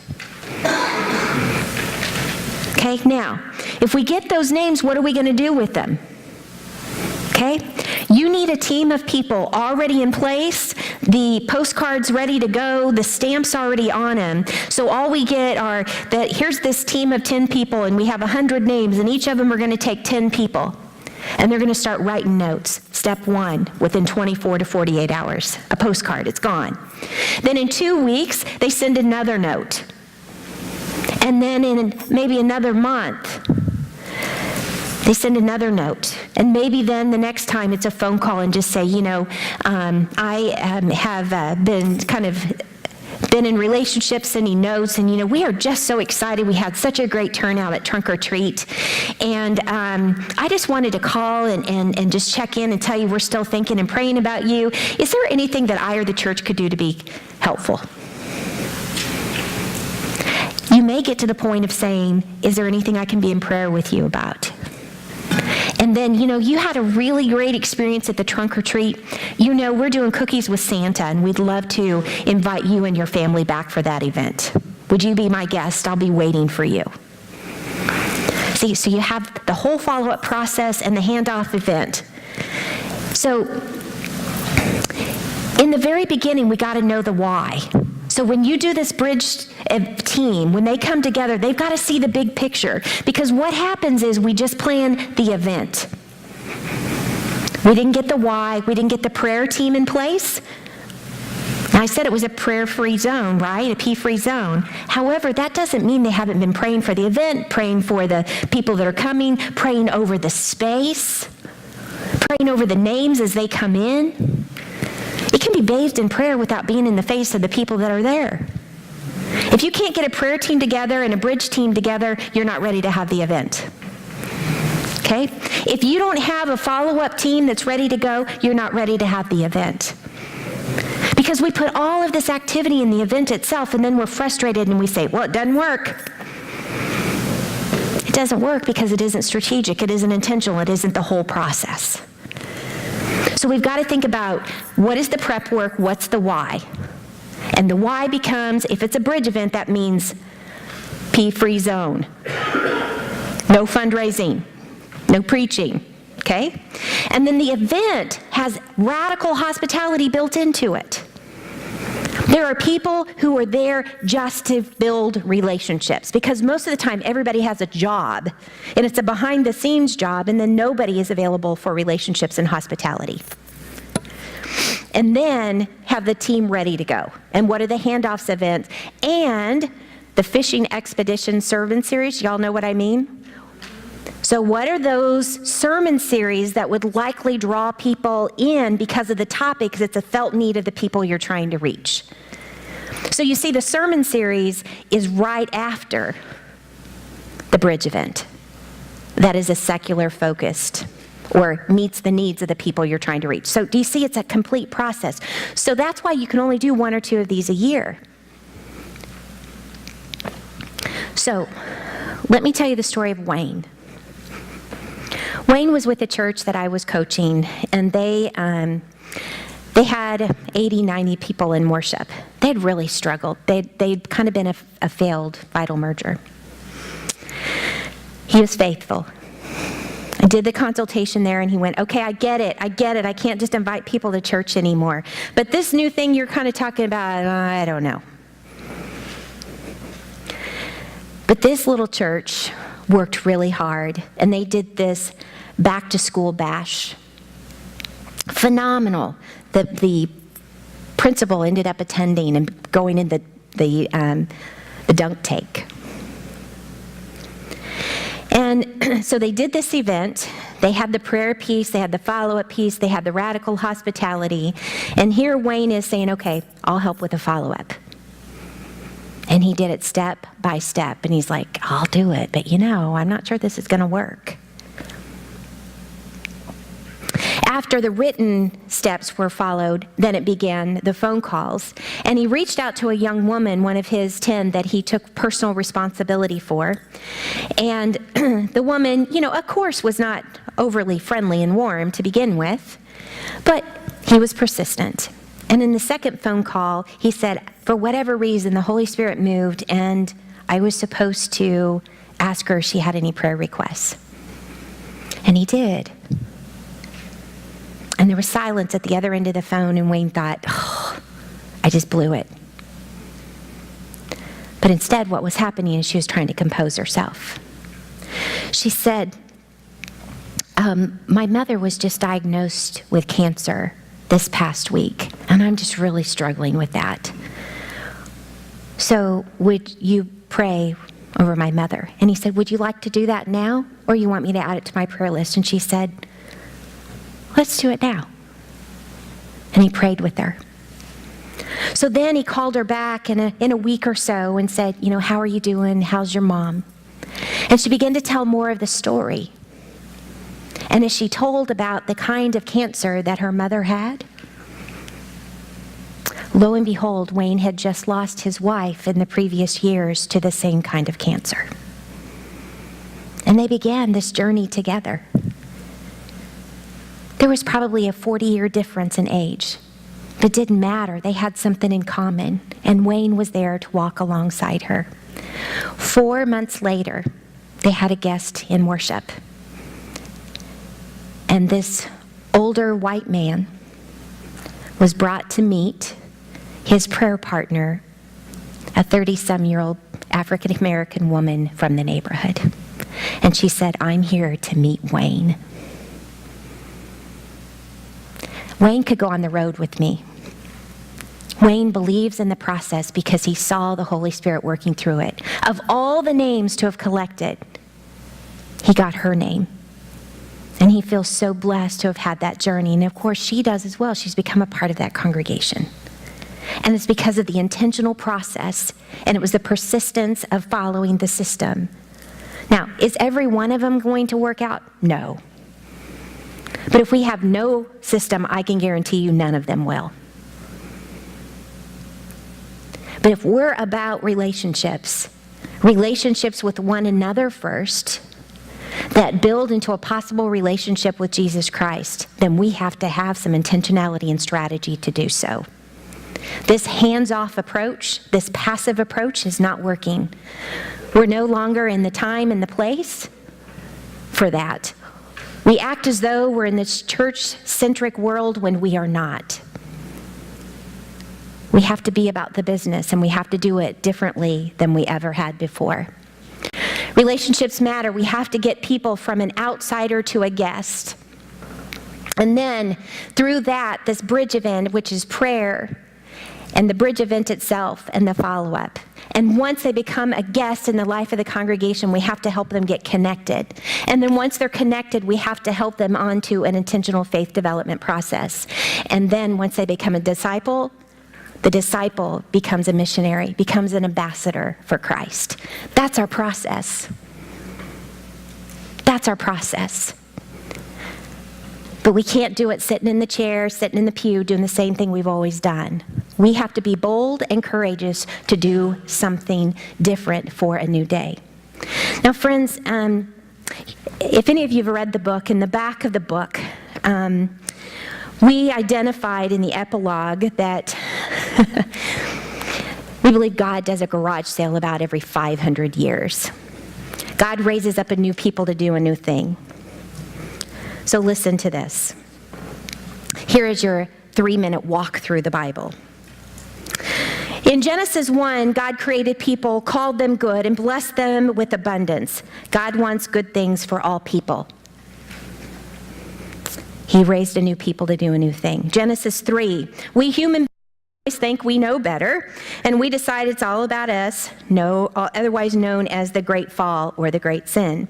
Now, in Genesis 7, God created a new thing. We called it the Great Flood. And Noah is selected to do a new thing and raise up new people. Then we go to Genesis 12, and God selects Abraham to do what? To do a new thing and raise up new people. 1 Kings 10, God selects kings. The most famous of those is David and Solomon to what? Do a new thing and raise up new people. In Isaiah 49, this time God calls prophets, some of them minor, some of them major, to shout into the desert, to do a new thing and raise up a new people, because the people had not listened. Then we turn to Luke 2. God takes a radical step and sends his only begotten Son. To do what? To do a new thing and raise up new people. Then we look at Matthew 16. So Jesus does pretty well until he attends the finance committee and tells them he's going to do a new thing, but the people in power decide, no way, They did what we always do and made it all about them, us. They forgot about the mission. They took matters into their own hands, and within 3 weeks, Jesus is dead on the cross. Matthew 28, Jesus comes back to everyone's surprise and tells them, go into all the world and do a new thing and raise up new people. Acts 9 and Ephesians 2 both talk about the clergy have decided it's all about them. They forget about the mission, and they determine this new thing is not only for Jewish Christians, but the Apostle Paul and the Holy Spirit remind everyone that all are missionaries and all are gifts of God. We call this the priesthood of all believers.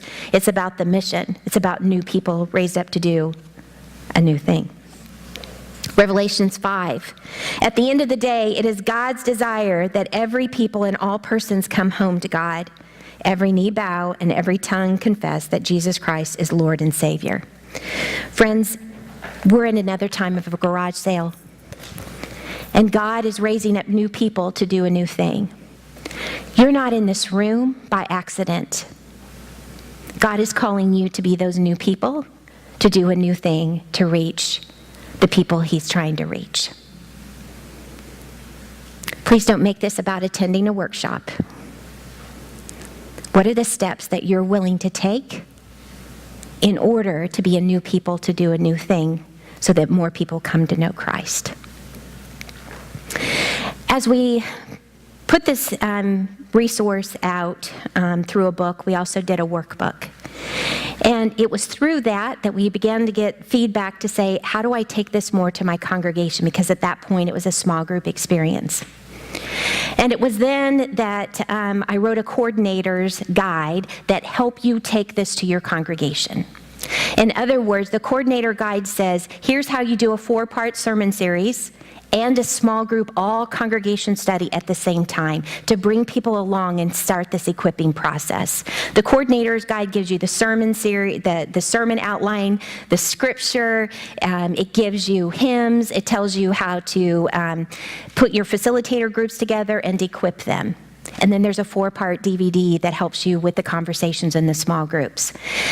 I say all this to say that I asked Cokesbury to put this together in a kit so it was easy to find. They chose to make all of these separate resources, so it's really hard to put all the pieces together. So I just wanted you to know that that those are available. There is a 4-part small group experience. That's the one that goes through the sermon series. There's another workbook that's a 10-part.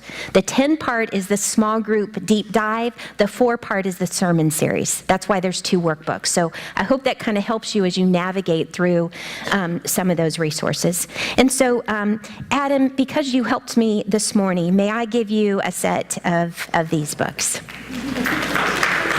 Thank you.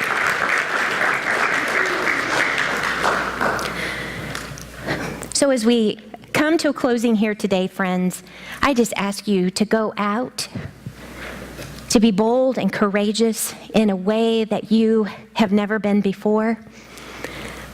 From the tip of your toes to the tip of your nose, God needs you. He needs you in your fullness to go out and be this new people, to do a new thing. Look to the person to your left and to your right. And when you leave here today, I want you to know what their next step is as a part of your accountability. Nothing's going to change until we step out of here in a new way. But let me tell you, it's going to be challenging. We're fighting tradition. We're fighting the way we've always done things. But God is faithful. God is faithful, and when we step out, He is there in profound ways that you will never know until you step out in faith to do a new thing to reach new people. Thank you for the opportunity to be here today.